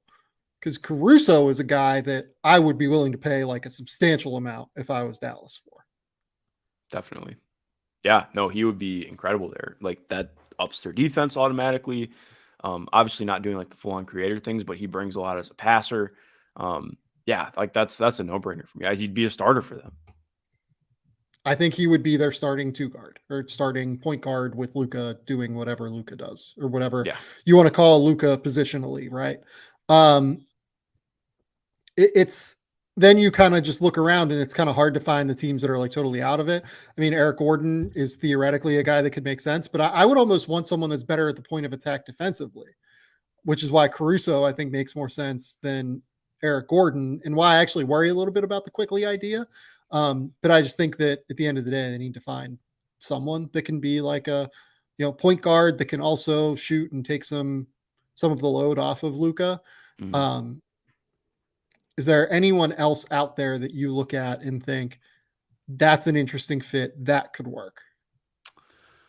Not really, because I feel like people will mention Bojan, but I don't love the Bojan fit in Dallas. Like, I think like obviously there's just like a level that he brings that guys on the roster don't have. So on one hand, yes, that's an upgrade, but also I think if you're not really being creative in how you're getting him the ball, and also really incorporating movement sets, which I just don't trust Dallas's offense to do right now, because even despite the offense ranking well, like it's not good offense, like in terms of like actually being complex, and not that an offense has to be complex to be good, but you get what I'm saying. Like I think like they need to do more to be capable of really making things happen. And I just don't trust them in doing that. So to me, it's like just adding another guy who is not really a great ball mover, who is shot or miss, and it gets wonky. I just don't know like who's out there that's really available. Like this feels like a really weird trade market here. Like you mentioned, I feel like Washington just has kind of a stranglehold on what this could be. Yeah, I agree. I don't think. Look, is there anyone else you want to talk about here, team wise? Because we still got to get to the Jarace Walker thing. Yeah. So I don't know. Maybe we'll save this for another time. But those are the two teams that I think like desperately need a shakeup. The Heat and the Mavs have to do something, I think, and it's hard for them both because they have limited assets. Like the Mavs still have the pick out from the Porzingis deal. The Heat still have a pick out from what deal? I can't remember what deal. But like they don't have their full capacity of picks here. Mm-hmm. And anytime that's the case, it becomes a little bit harder to make a move. And I don't know. It's going to be a tricky one, I think, moving forward for both of those teams. But let's move on. Let's get to the thing that I think we're both really excited to talk about is Jarace Walker. Yes. So let's dive in. Jarace Walker went 3 of 4 from the field. I think he had like 8 points in the game against Alabama over the weekend. Houston got up big, like 15 points in the second half in that game, and then Alabama came back behind. An awesome coaching performance more than anything, I thought, from Nate Oates, an awesome lead guard performance from Jaden Bradley to beat Houston on its home court. Fascinating game for a number of reasons, but we wanted to talk about Jarace Walker, who I'll start here just to give a little bit of time context on where I was on Jarace. I've always liked Jarace. I haven't always loved him. I've always thought that the offensive skill level gets a little bit overrated, personally. I don't totally know what he does at an NBA level in terms of skill offensively right now, while also just absolutely fucking adoring all of the motor, the aggressiveness, the energy, the fact that he's a 6'8" powerhouse with a 7'2" wingspan that like I think has some potential to play like small ball center in the NBA at some point if it really breaks right. Where were you on Jarace coming into the year? Let's start with that conversation. Yeah, I had him like top 7 coming into the year. I was really excited about Jarace, and I think what's been interesting in this year is like you're mentioning a little bit. Um, I think what is hard with a guy like Jarace is trying not to bake in what could be and envisioning what he could be instead of, like noting, okay, like there are real limitations here. And I think that that's something I've really had to focus in on more this year because, like, just to add like, added context, like when I really first started scouting hard, um, like the Cade draft, Yeah. I went back and I watched IMG versus Montverde. So it's after Cade's gone. So that's like the Caleb Houston, Jalen Duren team at Montverde. Tariq's there. Like that. I mean, that's one of the most loaded prospect games I've watched in the last couple of years. And I watched Jarace for the first time as a junior. And I like looked and I'm like, is this like an RSCI industry plant? And like then I saw him his next year. Like, I mean, like, to be fair, like you got the idea watching him, like, okay, this kid's 16 and he's 6'8", 250 and looks like he could be starting at defensive end for the Chicago Bears. Like, this is insane. And but like you saw the ideas, like, okay, you can handle a little bit, like he's really physical, but like what does this mean? Like he can't really shoot. I don't believe in his touch. Like I don't know what's going on here.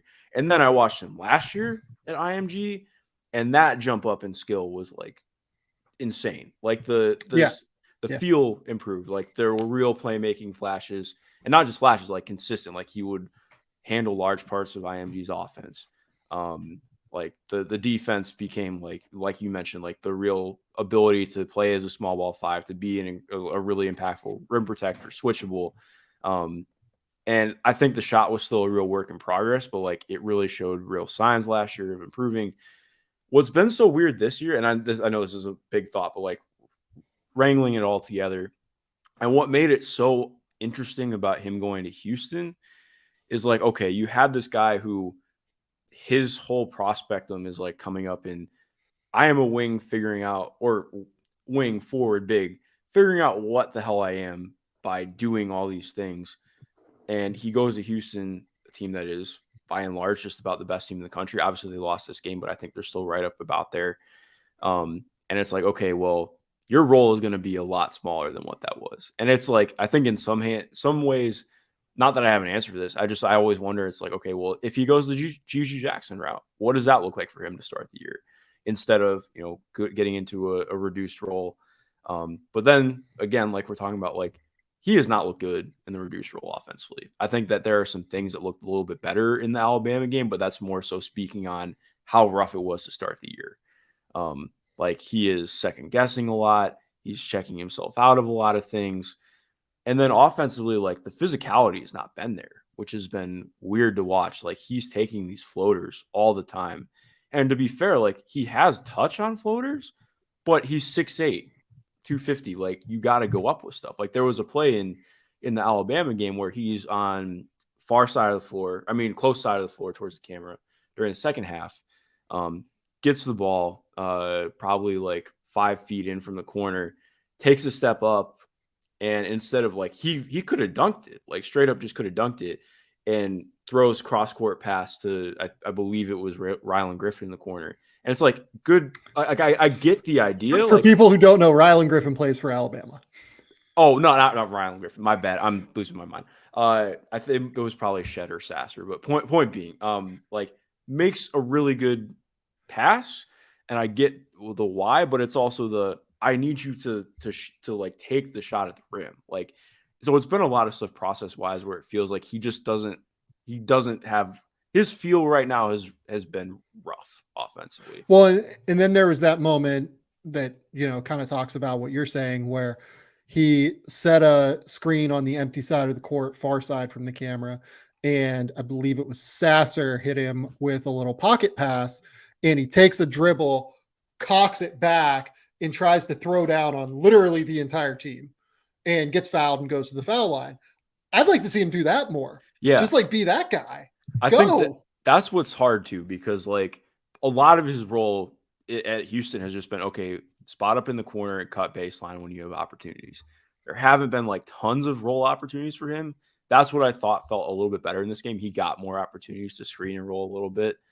And like that play was the exact idea. It's like, okay, he doesn't have to think. It's one dribble and go. Like, I believe in him to be able to do that, because the issue right now is like a lot of his catch and go stuff. Like, he's gotten called for a ton of travels this year because of just like he hesitates for a sec. And like, if you can remove that hesitation, I think that's where you can really see some of the good things happening, because there were other opportunities. Like, he was doing some stuff as a DHO guy, or not even DHO. Well, yeah, I think it was DHO stuff, and like, or even just like ghost screening. And he had like a DHO take, I believe in the first half, ends up being like just a drop off pass to the dunker spot. And like, that's perfect. Like, that's the stuff I want to see. Like, obviously, yes, you need to see him be aggressive and taking those shots at the rim and just being around the rim. Cause this is a guy, like, his free throw rate should be astronomical. Like, should be. Yeah, exactly. Like, and it's not right now. So I think that we saw good glimpses in the Alabama game, but also it's been telling of just kind of how rough his acclimation has been to getting ready at the college game. Trivia time, Mark Schindler. Oh boy. How many possessions per synergy do you think Jarace Walker has had as a roll man this year in pick and roll? Less than 10. The number is 3. Yep. How many do you think he's scored on? None of them. 3. Oh. Scored on all of them. He is a legit guy that can do this. Like, I'd love to see them just run ball screen actions for him. Here's the other thing they did super well in that game. They didn't utilize him with it, but they utilized Jawan Roberts with it more so. Love Jawan. They used, Jawan Roberts as a DHO guy. And because they knew Noah Clowney was being super aggressive, hard hedging in the middle of the court, they would use Roberts as a denial DHO guy. And then he'd just turn and get a wide open lane to the basket. He had one dunk that way and one finish that way, where they were super smart and just like schemed ways to get a guy open. I think Jarace can do that stuff. Definitely. For sure. It worked with Jawan Roberts, right? So like, if it ain't broke, don't fix it on some level. But like, I think they have the versatility with both of those guys to be able to do it with both of those guys is more my point. And just like for background here, Jarace Walker so far is averaging 9.4 points, 6.7 rebounds, 1.5 assists, 1.1 steals, 1.1 blocks per game, shooting 47.6% from the field, 37.5% from 3. Now, all of this comes back to the fact that like he has skill for being a guy that's 6'8", 240 pounds. I don't know if he has NBA skill right now. You know what I mean? Like, it feels a lot like, to me, it's a different player and a different type. But like when Jaden McDaniels was coming up out of Seattle, I always thought Jaden McDaniels looked like a great ball handler for someone who is 6'9", 6'10", but not actually a guy that could handle the ball in the NBA right now. Because guys will just come down, they'll dig on your handle, they'll cause you all sorts of problems. I didn't think he could create shots in the NBA. And if you looked, he's been a very effective player in the NBA, but he hasn't done it by creating shots, right? He's done it by being a good corner shooter and being a super high level defender. When I watched Jarace, I thought it was more that in terms of skill level. He's nowhere near the shot creator that Jaden was, but I think he's a better passer, and he could get into the lane as like a, spotting up in the wing, pump fake, attack, close out, go, or short roll off of a ball screen, catches, dribble once, Euro steps, tries to finish. And you mentioned the idea of him settling for the floater a lot. He's just trying to get to that Euro step floater all the time. It feels like it feels like that's the thing he feels most comfortable doing. Like, he has taken, it looks like 13 floaters this year. So he's taking more than one of those per game, and he's taken 47 shots at the rim, which like almost feels like not enough, right? Like, for what he's capable of, I feel like he's a real potential finisher. And like, I guess that part of it is scheme and part of it is like, so like here's what I'll hit the ball back to you as if we're like playing tennis right now. Do you think that there is a good team in the country that he could initiate offense for right now? Because I'm actually like not totally sure. Like we can talk a lot about the fact that they have Jamal Shed and Marcus Sasser and all these guys that are going to get most of the opportunities for Houston, right? But like, let's put him on. I'm trying to think of a team, right? Like off the top of my head, that's like pretty decent that maybe could use like a 4-man initiator, right? Like put him on, say Gonzaga, right? Where their guards are struggling, right? And you could play him next to Timmy, and theoretically, like he and Timmy could work reasonably well together if he can shoot. Do you think that like that would be an effective source of offense right now for a college team to do that if he was in a different situation? No, probably not. Yeah. I think because, like you mentioned too, like he's really struggled seeing guys coming outside of his vision, which like that sounds like duh, like okay, of course he is, but like he just hasn't really had a good feel for help coming, which has led to it feels like at least half his turnovers have been off that when he'll drive in and then a nail help comes. It's like, oh, there's no help here. He doesn't really seem to be sensing that coming, and I think like part of it too is like again like okay, well if he's somebody who like I would love to see get face-up opportunities in a cleared out side of the floor. And Yeah. like we saw with Jalen Duren at times with Memphis, like I think that's a segmented way to get him to pick apart things with his passing or get a one-on-one opportunity. And again, like not saying that it's effective offense, but Do you know the team that actually does that well? Dayton did it really well last year with Deron Holmes. Yeah. Like, I think that is like, if I was them, I'd be looking at that offense as much as anything. Don't look at Dayton's offense this year. Yeah. It's a fucking train wreck. It is bad. But last year, I think they did some really interesting things with Deron Holmes. So like, yeah. that's another example. You can find ways to do this, I think. Yeah, no, definitely. And I think I still, what's like I don't know. I never viewed him as like I think this guy's going to be like some super high level initiator, but I think the idea is more like as he does continue progressing, like I think the idea for him is more like becoming that 4-5, like that combo big who can do just a little bit of everything while being, starting to hone out like a standout skill. Like and to me, as much as the offense has been a struggle, what has been really awesome is that I think the defense has really popped for me. Like, yeah, we didn't talk about it. Like the defense in the Alabama game was legitimately awesome. Like really, he good. had really like good. He's special in the fact that like he's been one of the best low men in the country. Like the way that like there are guys who will like they'll put a foot in the lane as a tag. Like no, he 2-hand tags every single roller every single time. And he had that one. I mean, it's been clipped a million times by now undoubtedly, but like second half. Or no, it's first half, and he does his tag. I don't remember who he tags on to. It probably was on Noah Clowney, and Javon Quinterly goes to throw a pass cross court into the skip it to the slot after he's helped, and makes just full on recovery to the slot, steals the ball, and gets fouled on the other end gets free throws, and like that kind of thing that's a routine play for him. Like he had stuff where I felt like.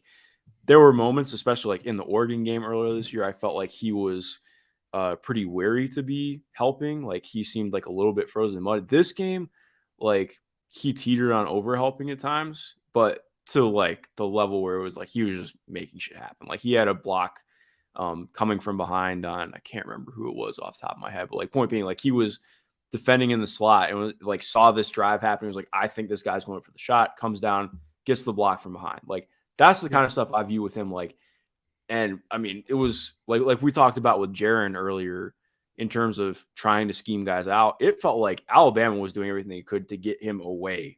Like as the game wore on, like, not to this again, like not to the same level, but like I think like Houston was really switching everything. They're like, okay, we need to get you off of our ball handlers, and then he's still in the slot and being impactful. And I've really enjoyed his defense. I think he's awesome on defense. I think he's awesome on defense in terms of awareness, in terms of always being in the right position, in terms of help defense. What do you think of his on-ball defense? I think he is the difficult product of somebody who is, again, not same player, but it's like kind of like watching Jaden Ivey play defense, but at 6'8". Like his steps aren't always perfect, but he's so athletic that he can make up for it a lot of the time. And I think there will be growing pains with that at the next level for sure. But I think like the way that he's just improved technique wise off the ball and as a rim protector makes me feel like he's going to be able to make that happen. I think ideally he's much more of a switch guy, like who you're not asking to stay in front like for forever, but I think he's good enough at moving his feet and using his length to be able to really attack somebody at the top of like if you're running a zone, he can do that. Or even if like again, if he's just switched out onto somebody, like I think that's going to be really difficult for teams to guard. But again, like not somebody that I think you should be like, okay, well, go guard that guy and be on an island. Like I think that's asking for problems, or not. Mark is gone. I don't know where Mark went. He'll be back at some point, I think. Here he is again. Sorry, I'm so sorry. I have no idea what I just hit, but it exited. That's my bad. But yeah, point being, like that's not going to be a strong suit to do that right now. But I do think so. So here would be my next question to you. Where do you think the shot is? That's ultimately like the swing skill here is his jumper. Maybe I'm too biased, but I think the shot has really improved from where it used to be. I still think in terms of actual efficacy at the next level, it needs to improve release. Like I think his release needs to be a little bit higher. I think that it needs to be quicker. But from the corners, I feel really confident in what that looks like already. Like he doesn't hesitate on the corner shots at least. I think the above the break stuff really needs work. I don't know if he's ever going to be somebody who's really shooting off any kind of movement. But even just being like somebody who can be a stationary guy in the slots, I think that's coming in time. And anybody I've talked to at IMG or Houston has only spoken, and anybody's going to say this, but like, and I think it's played out, like just his work ethic is apparently pretty damn good. So I feel good about the shot growing and getting better. But again, like I think it's more so like it's getting to a level of being respectable rather than being good, like maybe like a 36% shooter on like 4 a game or something like that. So it's not perfect, but I do think that it's going to get there in time. Yep. Okay. What is the role that makes sense? I guess is my question. Like, let's say it all goes right. Let's say that like everything developmentally for him breaks the way we want it to. What is the role? That's a great question. I think what makes him fascinating is I feel like he is very much like he has to be with the right team. Like he's actually, easy enough to say. I feel like you can say it about anybody, but he's the guy I wish if I could do anything to get him in Miami. Like I think that like a coaching staff that has like a very direct plan of how to get him involved, and get him reps that are meaningful. Because again, like you're just force feeding him creator reps makes no sense. Like that's not how I view him. But like, okay, can we really focus on working him in as a DHO threat, working him in as a short roll guy? Because those are the ways where I'm like, I think that if you end up getting him to be somebody who's a creator, you start there. Like I think like you start with segmented decision making. Like, okay, these are the things that we're going to ask you to do and improve on. And those are things that I think that he already has to a degree, and I think could really pop at the next level. But again, like, okay, like let's say like if he were in Dallas right now, he would be a fish out of water playing for Dallas. I think like, I think that he would really struggle with that. I think he would really struggle being in a place where it's just like stand and, you'll get the ball at some point. You just take shots and attack closeouts, and that's really it.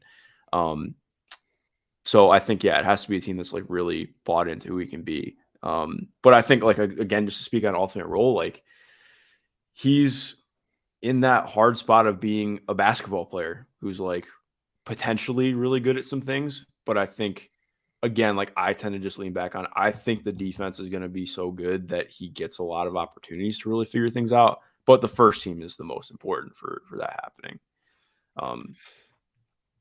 So the role is like ideally, I think he's somebody who plays with like alongside a stretch five. Like I think that would be best for him. Like, you know, to really get the most out of what he can do as a screener and roller and getting those opportunities. I think, yeah, playing alongside somebody who's more of a pop threat at the five would be good for him. So like here'd be like the ideal, right? Like say the Pacers end up at 14th overall or something like that because they just barely miss out on the playoffs and they decide to re-sign Miles Turner, right? Putting Jarace in an offense that can be a bit motion heavy with Ben Mathurin, with Tyrese Halliburton, Chris Duarte, Andrew Nemhard, having the spacing of Miles Turner. That's kind of the, like putting him at the 4 is their long-term 4, playing that role that they're having Jalen Smith play a lot of the time right now. That's kind of the idealized, like I'm trying to put it in terms for people that like is a little bit more concrete, I guess. Like that's almost exactly what you're talking about. It sounds like, right? I think what's tough is I think it almost has to be better than that. Because just Miles is like he's still not really getting guarded as a 3-point threat, even though he's shooting like 42% from deep this year. So it makes it like I'm not trying to be like nitpicky and annoying, but I wonder I think that's an important point.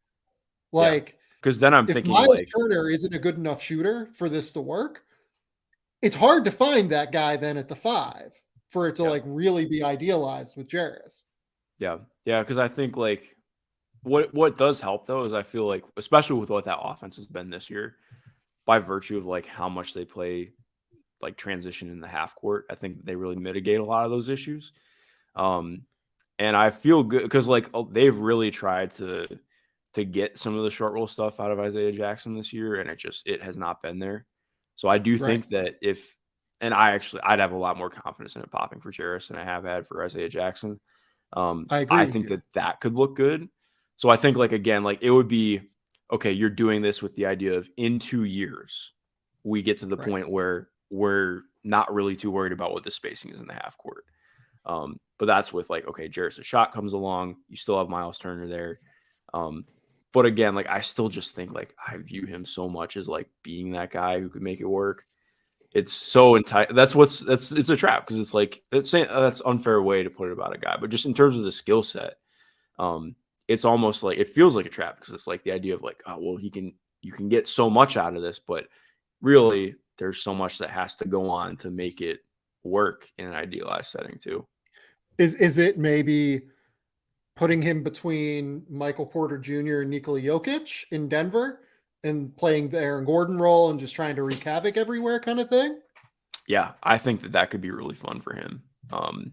I would love to see that. But here's what I would say about that, though. So he'd be able to operate as a cutter, but with Jokic, you then lose a lot of the short roll stuff because they wouldn't end up doing that with him. So this is kind of why I'm a little bit lower on Jarace. I say all of this to say, like, this is why I have some concerns with him and have him more in like the 20-ish range as opposed to like, I've seen some people that are like, this guy's a lottery pick. This guy's like, you know, a potential top 10 guy. I just can't get there because it's hard for me with the role because I don't see him ever as a volume 3-point shooter. I see him maybe getting to the point where he can like hit a spot 3, but like I don't like the shot enough to where I project that necessarily. Yeah, no, I think that's totally fair, and I think to credit too, like I mean, just based on our speaking, like I was higher on him headed into the year. He's definitely dropped for me. Like he would still be in the lottery, but I'm talking like 10 to 14. Like I would not have him in the top 10 right now based on what this has looked like. I still believe a lot in what his trajectory can be. And I do have a good feeling about how the rest of this year could handle out for him. But I totally agree. I think that it's really made me rethink about what his offense is.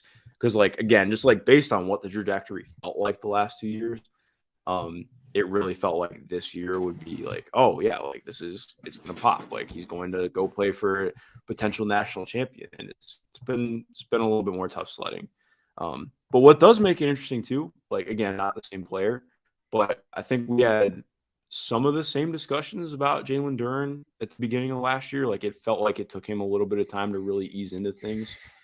The defense, not in the same way. Like, at least for me, I felt like before they really started to lean into him more as being a guy who can operate as a post playmaker and doing some of those things, it felt like, again, not to the same degree, but I do think, like, in terms of thinking, like, okay, this could look a little bit different in a month.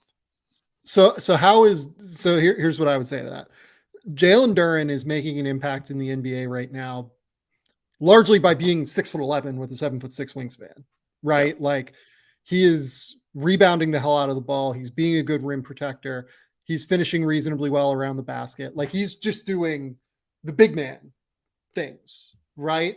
Which is super valuable. And he's brought some switchability defensively, and he's been pretty effective as a rookie defender so far, especially for someone who is like 19 years old, right? I don't mean to, like, shit on what Jalen Duren has done this year. I just say it to say that, like,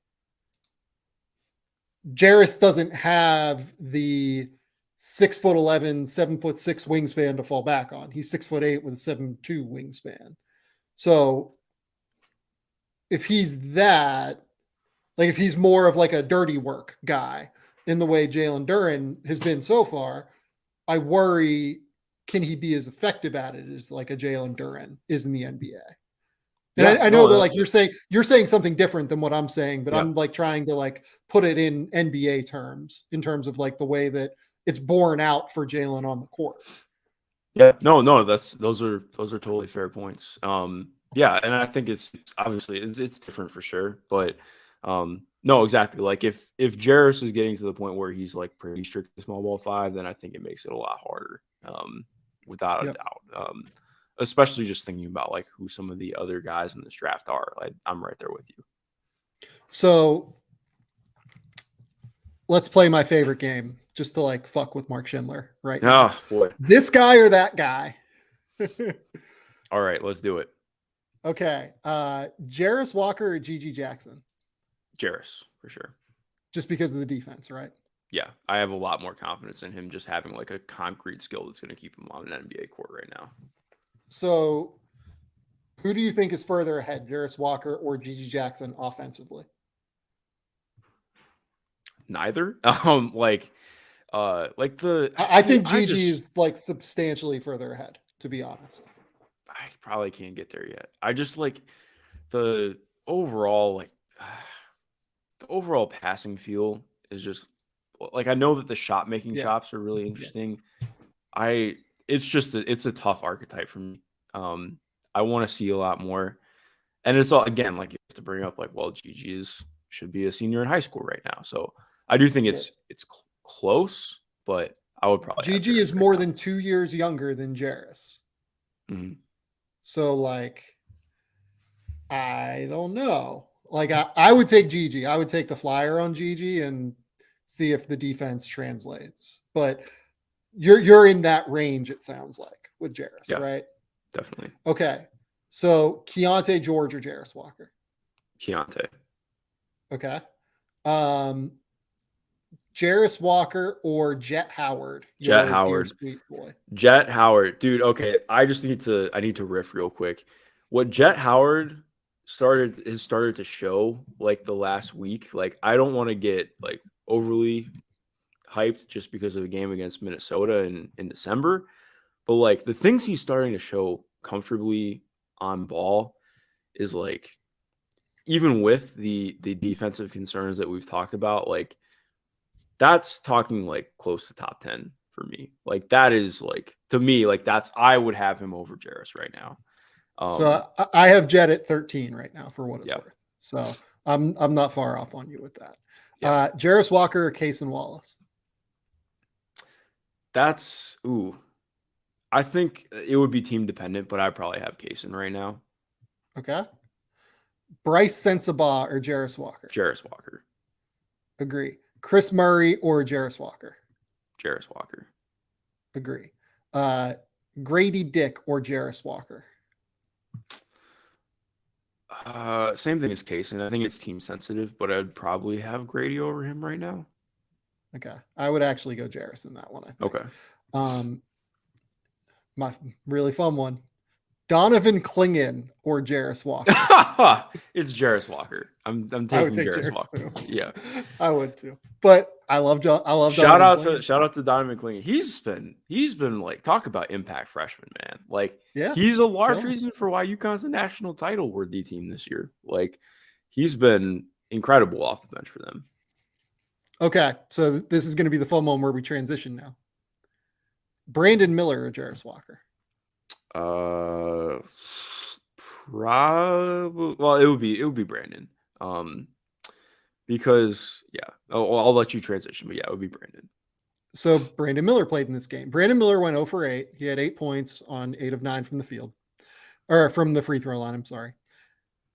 I thought he made a bigger impact in this game than Jarace did, because the way that Alabama utilized him as a screener and as an off-ball movement guy, I think showcased everything about why he is such a threatening player, and why having a guy that is 6'9", not 6'5" or 6'6", that can shoot like he can and shoot off of movement like he can, is such a dangerous threat. Like, they were just running screen action after screen action in the second half, involving Brandon Miller and involving the gravity that he has going away from the ball in order to open everything up for everything else that they were doing. Mm-hmm. It was really, really important and really, really impressive that he was out there, even if he wasn't the one affecting the box score in that game. And frankly, like, I didn't think he played all that well in that game, but I thought his impact on winning was greater than like an 8 rebound or an 8-point 0 for 8 game that you would see typically. Yeah, no, I think that's fair. I don't know if I would say it's like substantially better than Jarace, just because again the Jarace defense was so freaking good. But yeah. I mean, if I said substantially, I'm sorry. No, you didn't say substantially. I was just processing that in my head. Yeah, I think I just want to riff on this really quick. I have been incredibly fucking annoyed by the way people have talked about Brandon Miller this year. Oh, okay, let's go. Give it to me. I get the concerns about him as a 2-point shooter and finisher inside the arc. Those are very fair and relevant. If you have those concerns, and you have had them since the beginning, as I think most people have, awesome. But I think like the way that it continually gets broadcast is like this major, like, oh, well, you were an idiot for having him here. Like, get over yourself, man. Like, I really struggle with, I tweeted a thread about this. I just really struggle with the way that people talk about prospects in general, like on Twitter, on podcasts. Like,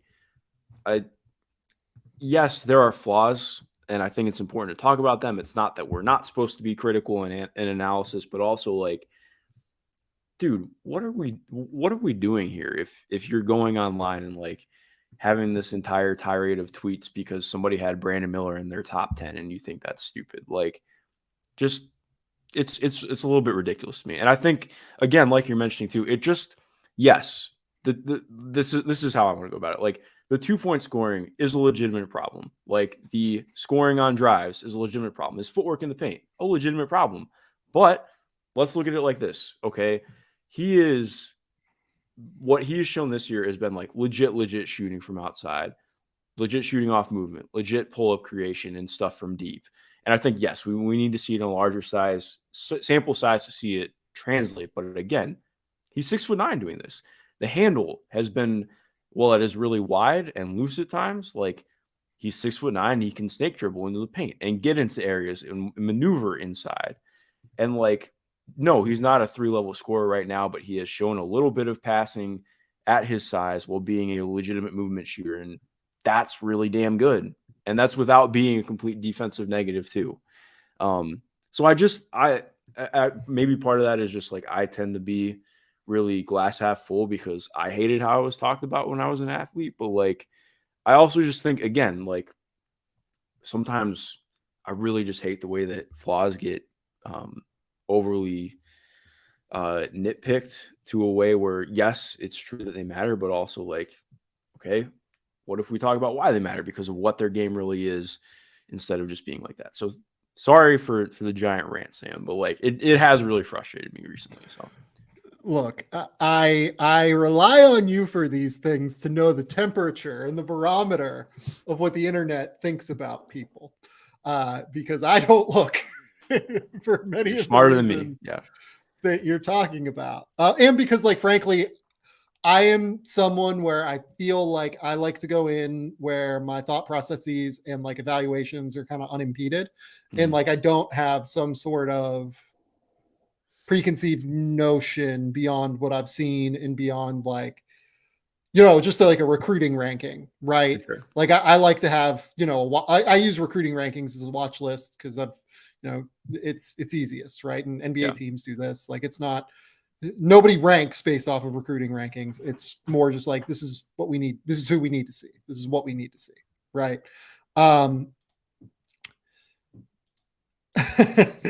I think that people underestimate how hard it is to find guys that are 6'9" movement shooters. They're like, you can run off of screening actions at 19, 20 years old. I don't know if Brandon's turned 20 yet, but he's very close. If he hasn't, that you can run off of real actions and that they can fire and shoot. It's very hard to find that. It's even harder to find those guys that can defend and like defend in space a little bit, because Brandon's not like a super, like, he's not Jarace Walker defensively. He's not anywhere near that in terms of like making an impact all over the court, but he's switchable and he can deal with a lot of different mismatches and a lot of different matchup kind of situations, right? That alone, like, I hate to be reductive about stuff, and look, like, I have to write a fucking 125,000 word draft guide at some point. Like, I will be writing critical things about Brandon Miller at some point, right? Because that's part of it. Now, I like to think that I write about things in a way that shows that there is potential for improvement. I think, frankly, I've gotten a lot better at that over the last couple of years, particularly. I think as I came up and when I was younger, I think I was kind of a dickhead, but like, I think it's part of the growing and maturing process with this stuff and wanting to see guys succeed. Like, I come to all of this with like, unless I hear that you are like a terrible human being off the court, and I don't really like to report that stuff, I'm going to root for you to succeed at the end of the day. Like, I just want those guys to be successful, point blank. I want prospects to have the most success possible. I don't give a fuck if my rankings are wrong. Like, I just had some dude like that's a Raptors like YouTuber go live because of our Scotty Barnes conversation, where he was like, oh yeah, you had Scotty Barnes at, 6 on your board instead of 4. And you like Jalen Suggs more, so now you're like stuck in your opinion. I like was so publicly strong about Scotty Barnes last year, like after he played well, because I don't care if I'm wrong. Like, I care if I'm wrong just from like an evaluation perspective, but like, I'm not too big to admit when I'm wrong. You know what I mean? Like, it's cool. It's whatever. Right. In the case of Brandon, based off of what you're saying, I just hope that like people don't like lock in, I guess, on stuff. Like, I think it's kind of silly to like do that. These kids are fucking 19 years old in a lot of cases. Sometimes they're 17, like in Gigi Jackson's case. That's so young. There's still so much time for these guys to improve. And in Brandon's case, I think what he has to improve is fixable. Like, sometimes guys just don't have touch, right? And I think that touch is like this inherent thing that is, you kind of have it or you don't. It's hard to fix that in a lot of ways. Brandon, a lot of it is just like footwork based, and like some of the shit he does from like a mechanics perspective, more so than a physical perspective or a touch perspective. And he's already really good. Like, I think that there is some processing stuff I'd like to see improve. I think that there is some other stuff that like maybe he doesn't ever get to like a super high level point. But if you're 6'9" and you can shoot, and you're not a liability defensively because you can take on a lot of different assignments and like be switchable, it's hard to get that guy outside of the lottery. every NBA team is looking for guys like this. These are some of the most valuable archetypes in the NBA. Like I have as many, like I have Brandon in the like 10 to 14 range right now, or like the 9 to 14 range, not the top 7 that some people have him. I really like Brandon and I think he's terrific, but I have like concerns about what the upside is. But even if he doesn't ever figure out the on-ball stuff, he's still a good movement shooter that is 6'9" and is not going to be like a liability defensively. And that's helpful. It's just helpful to an NBA team now. Yeah.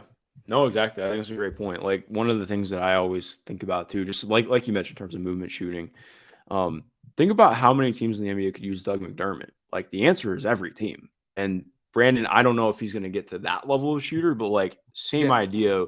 Well, not being somebody you have to worry, in theory, about getting played off the court in the playoffs. Like that's incredibly important in like every facets of really like just building out an offense. And then you talk about like, okay, what he can potentially bring if he can really develop out some more of his ability to see passes. And like he's already started to show some stuff with making some of the basic pick and roll reads. And like when you have that kind of shooting gravity and you can just make the basic pick and roll reads, like playing alongside a decent screener or roller, like then you're cooking with grease. So like, yeah, exactly. I'm right there with you. Like he's an incredibly fun prospect. And I think a lot of it too, like you mentioned the footwork, but I think even like just finishing through contact, part of that is the footwork for sure, but also like just getting stronger. He is like every bit of like 190 at best right now, it feels like. Right. So I feel like, yeah, again, just like getting stronger throughout his core, just adding a little bit of weight and finding new ways to, like, because he's pretty contact averse right now too. So like finding ways to not throw up, falling away stuff, like that's going to be really big for him. But again, like that's stuff that takes guys until they're like 24, 25 to figure out sometimes. So he's got a good base and it's just kind of building up from there. Okay, Mark, we wanted to talk about movies at some point. I know that. Have we talked Smile? I can't remember. Did we do that last week or no? We have not. We texted about it, but we did not talk about it on the pod. Which so let's give everyone an out here. So Smile is a movie that has made like almost $100 million at the American box office. So I would imagine that like many people have seen it, but if you haven't seen it yet, this is your out. This is where it's time for you to move on. Mark and I are going to talk about it. And it's kind of one of those movies that's like a jump scare horror movie. So it's going to be a little bit hard, I think, to not spoil. So this is your 30 seconds of me rambling that gave you every chance to get out of this conversation. Okay, Mark, give me your thoughts on Smile, a movie that I quite liked and gave a pretty high rating on Letterboxd, I think. I loved it. I think I gave it a 4 out of 5 on Letterboxd, which normally I'm like I tend to just give it a lot of 3s. I loved it. It was really good. I think I loved how it was shot. Was like one of my favorite things because I think they did a lot of creative stuff to make it make the jump scares still mean something without like also knowing like there are a lot of them. One of my favorite parts too, actually, if I remember correctly, I think it was the director was somebody who worked. It was either director or producer was somebody who worked on Alien. So like the shot that they did with the fake therapist was like a direct homage to that scene from Alien where it's like up, like breathing up against Ripley. So like because I went back, I love like watching YouTube videos on stuff after I watch a movie and like getting to know more. And I think what really set this movie apart for me though was like the last 10 minutes. Because the practical effects that they did for the actual like Smile monster does not do it justice, by the way. That's like that thing was like that was genuinely horrifying to see like pop up for the first time. That like really set it apart for me, like the way that they did that. I thought it was cool because like the movie obviously had a lot to say about mental health. I think it was almost just like really, it was difficult to watch because like you're essentially seeing somebody who is to all these other people like losing their mind, but like very really like just like getting haunted by something that is like trying to kill them. And I don't know. I think not that I felt it was like overly profound or something, but like it was I really enjoyed a lot of what they were trying to get at and how they went about it. And I thought I can't remember the actress's name right now. I know it's Kevin Bacon's daughter, but she was tremendous. Like I thought she was really damn good in this. So yeah, I enjoyed the absolute hell out of this movie.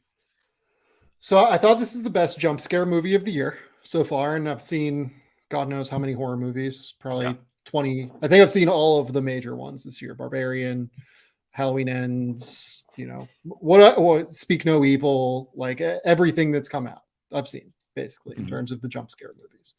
And Speak No Evil is not a jump scare movie. It's a weirdo, like social awkwardness horror movie. Smile, I think, is an incredible technical achievement.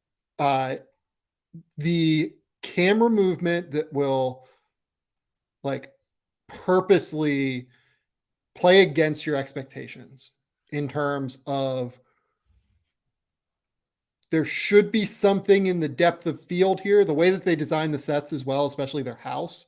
I think where they would set the camera, there'd almost always be substantial depth of field as the camera is moving. So you're always expecting there to be something. Yeah. And sometimes there is, and sometimes there isn't. Like it's just a really, really fucked up movie in that way. Yeah. Like, dude. And speaking of just fucked the up, tension, like you're always tense. It's watching the this. tension, but like so when I first started watching, I was like, I mean, I thought it was going to be like, I thought I was going to get some good stuff and it was going to be scary, but like when the cat happens, I was not ready. I was like, okay, this is where we're going. Like, this is like, 35, 40 minutes in, we're hitting that. Like, that's something that goes on. I'm like, okay, that's the depth you're going to. I think I had a friend describe it to me as like, you feel hopeless watching it, which I was like, yeah, like just that's kind of true. Which is, I wanted to ask you, how did you feel about the ending? Because like, I almost just kind of wish that the ending had been a little bit different, even though I get why they went in that direction. Do you mean like the last second? Not just like, last second, like the whole last sequence, you mean even? Part of it's because I do enjoy a happy ending. I kind of wish that she had gotten out of the house. But like what was so difficult about that is because like I think in terms of like actual movie making, that was great. But in terms of like from a humanity standpoint, I'm like, so like you're just saying that you can't escape it. And I'm like, I hate that. And so I think in some ways that was almost more effective, but it was like that was incredibly difficult at the end. Yeah, I liked the ending. I thought it was a very good ending for what the movie was. Yeah. Because look, it's not like this hasn't been done before, right? Like this is a riff on It Follows, essentially. And It Follows is a riff on something else that I can't think of off the top of my head, right? It's not like this, like, horror that follows you from person to person after death or something like that. It's not like this is new in many ways. It's a thing that's been done before, but typically they solve it at the end. And if you're going to do this, I like the idea. And I can't remember off the top of my head with It Follows, if they solve it or not, but It Follows, I think is a slightly better version of this, but I think that this is pretty close to that level. I like the idea of it just being something that is impossible to solve in many ways. And you can try, it almost lines up.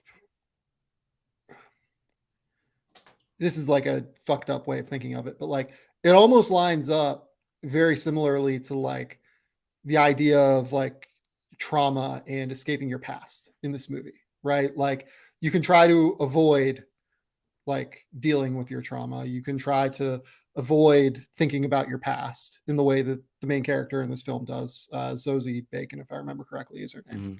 But eventually it's going to catch you, right? You're going to be presented with this horror, and it's a little bit fucked up that like the message at the end is like that, you can't solve it, but I kind of like it at the end. Like, I think it fit this movie the way that this movie laid itself out at the end of it. I thought it was really good. I thought it was really well done. I will watch whatever Parker Finn does next, basically. So yeah, no, I really enjoyed it. My biggest things, I don't want them to make another one. Like, I think that this is one of those movies where, like, I think it's most effective leaving it how they did, which means they're definitely going to make another one. Especially this movie made so much money. They're definitely yeah. making another one. Yeah. Which is frustrating from like a film watching standpoint, because I'm sure it'll be like cool, but like, I mean, that's the kind of thing where it's like, how do you even make something that compares to the last 10 minutes of that movie? I just don't think you can. Like, the only thing that I will say that I had, like, frustration is the wrong way to put it, but like, and I heard, like, I don't have access to the deleted scenes because it's not out yet, but like, I've heard that the deleted scenes do a lot more justice to Jesse T. Usher's performance, because I like him a lot as an actor, but like, he felt like just kind of like a nothing character in this. Like, they used it like he was like a plot device to be like, just like somebody who like kind of helps push her further away. But like, apparently the deleted scenes are really good for like adding actual characterization to him.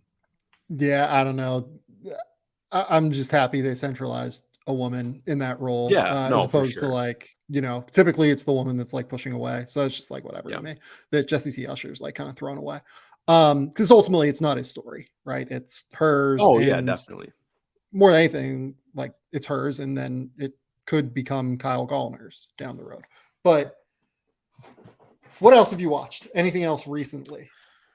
What else have I watched? That's a great question. I need to be better at keeping on top of my letterbox, because I have not been recently. But I just watched 2 days ago this movie called She Said. It was it's Carey Mulligan, and so it's basically about the New York Times breaking the all the cases against Shout out Harvey the New York Weinstein. Times. We love the New York Times here. Yes, we do.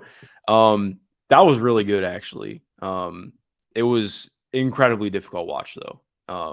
So that's definitely something you have to be open to watching. But I definitely encourage people to. But yeah, I really enjoyed that. Did I watch anything else outside of that? I don't think that I've seen anything else. No. How about you? Have you seen anything else recently? So watched 3 of the more high-profile movies of the back half of the year. Watched Amsterdam, which is David O. Russell's new movie with Christian What did Bale you think about Amsterdam? Because I saw Amsterdam. I did watch Amsterdam. I think I saw that 2 or 3 weeks ago. I thought it was bad. Yeah, it was pretty fucking terrible. It was like, it's like, I thought that it was like good acting performances, but I was just like, this story just kind of sucks, man. And it's like trying really hard to be funny, but I also just think it comes off as weird for the most part. Like, so I think that, like, I think the way to think about this is that the script is nowhere near as good as David O. Russell thinks it is. And I think that it's possible that he may have recognized it and tried to overly stylize it to almost make up for that. But then the over stylization just ends up convoluting the story in a substantial way. And then like I think the thing, and I'm going to spoil Amsterdam here, but you guys shouldn't watch it. So I'm not that worried trust about me, it. it's a slog, like 2.5 hours long. It's not worth it. So like the ending, I won't spoil what happens at the end, but the ending is viewed through the eyes of like a Christian Bale that is just like on drugs, basically. And he's like voiceovering and narrating the entire thing. And it's the dumbest way possible to tell the end of a story and to like tell a denouement. It's not interesting in any way. It doesn't build tension. This movie struggles throughout its runtime at building tension, of building pace, of making you feel like there are stakes in the film. It really just did not work at all. And I think that a lot of the time David O. Russell picked overly stylizing the image on screen and some of the ideas of what he's doing at the expense of telling an interesting story, building tension, building pacing, building momentum for the story, and it just never really works at all. Yeah. It just flat out does not work. And I'll be honest with you, like I thought the acting was hit or miss. I thought that there were actors that were really on David O. Russell's wavelength, like Christian Bale, Margot Robbie, like, you know, those two are just. Anya Taylor-Joy is another one. She's like really on it in terms of like what David O. Russell is like asking, basically. But I didn't think John David Washington or Taylor Swift, frankly, or I'm trying to think like Zoe Saldana. Like I didn't think that a lot of the actors in this film were really on his wavelength. Yeah, I agree with that in terms of what he was trying to do. Yeah.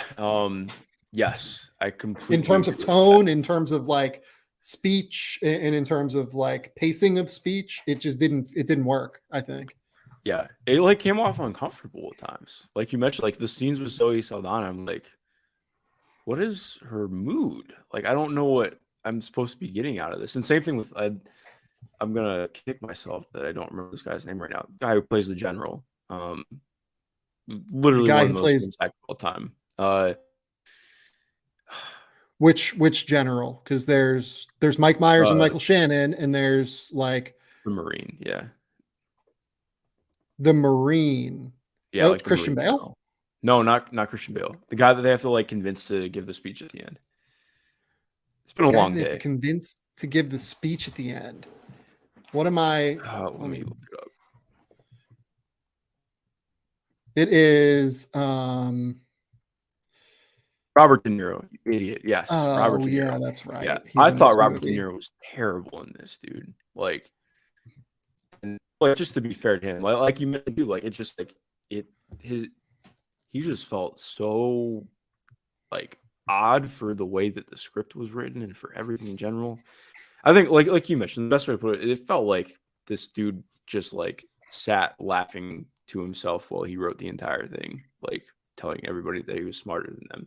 That was very much how the movie came off at the end. Like it told me that I wasn't smart enough to understand it or get it because I wasn't laughing at it. So it was a journey. The other movie I watched recently was 3,000 Years of Longing, which is George Miller's new movie. Did you see it? Yes, I did see it. I forget how many movies I actually have seen, but yes, I did see it. I saw that probably like 3 or 4 weeks ago now. So you liked it? I did like it. I loved the first hour and 10 minutes. I thought the first hour and 10 minutes is like some of the best, most interesting filmmaking of the year. I didn't really love the third act, which I think is what a lot of people seem to be saying. But I don't really want to spoil this one. I would just recommend everyone go see it. It's just very creative and different and visually stunning. The color palette is amazing. And some of the ideals that are explored, I think, are really, really interesting just in terms of like storytelling and how stories impact us and like the loneliness of storytelling and how it can be like a solitary activity. And how stories stories are everything, right? They're history, they're what we tell ourselves. Like it's a really, really interesting movie. It's a really interesting movie. Yeah. Yeah, no, I agree. Thought it was good. I think if they just like cut the last hour by like 15 minutes and made it more condensed, I think that is better. So do you know what the funny thing is? I think that they should have gone the other way. Oh, really? I think that it should be, I think that the last third of the movie, like the last 30 minutes, they should have expanded it out a little bit longer. Okay. Or like expanded out. It's hard to talk about without spoiling what the turning point is that happens in like the hour, 10-minute range. And I don't really want to do that. I would just recommend people see it. I wish that would have been a bit more coherently laid out. And I wish that afterward we would have gotten a little bit more with that, I guess is what I would say. Okay, Mark, we got to get out of here. It's 2.5 hours, baby. Yeah, I just realized that. We've gone long. Mark, tell the people where they can find your work. Tell the people what's going on in your Yeah, life. you can find me on Twitter at MG_Schindler. That's the best place to find me. I probably am on a brief hiatus from writing stuff for this week, just 'cause I'm going to be out I have 2 more days of interviews, and then I'll be getting back home on Friday with a 3-hour time shift that is not in my favor. So yeah, I will be out and about. Obviously, I'll be watching stuff. I'll be putting plenty of stuff on Twitter because I got to keep up with every game and everything. But yeah, man, nothing too crazy on my end. I love it. I am working through the draft guide. I will have James Edwards with me on Friday, breaking down the Cade Cunningham injury as well as a couple other things, I'm sure. Keep it locked here, though. Go to The Athletic. Go to theathletic.com/game theory, and you'll be able to get the promotional code for this show. And it really helps the show if you go and subscribe to The Athletic through that code. So I'm trying to think what else we've got. If you want to subscribe to the YouTube channel, that'd be valuable. Game Theory Podcast with Sam Vecini over on YouTube. Hit that subscribe button. It's a great little product that we've got going on there. Go to subscribe on Spotify. Go to follow/subscribe on Apple Podcasts. There are a number of different things you can do to support the show. But until next time, we'll talk soon.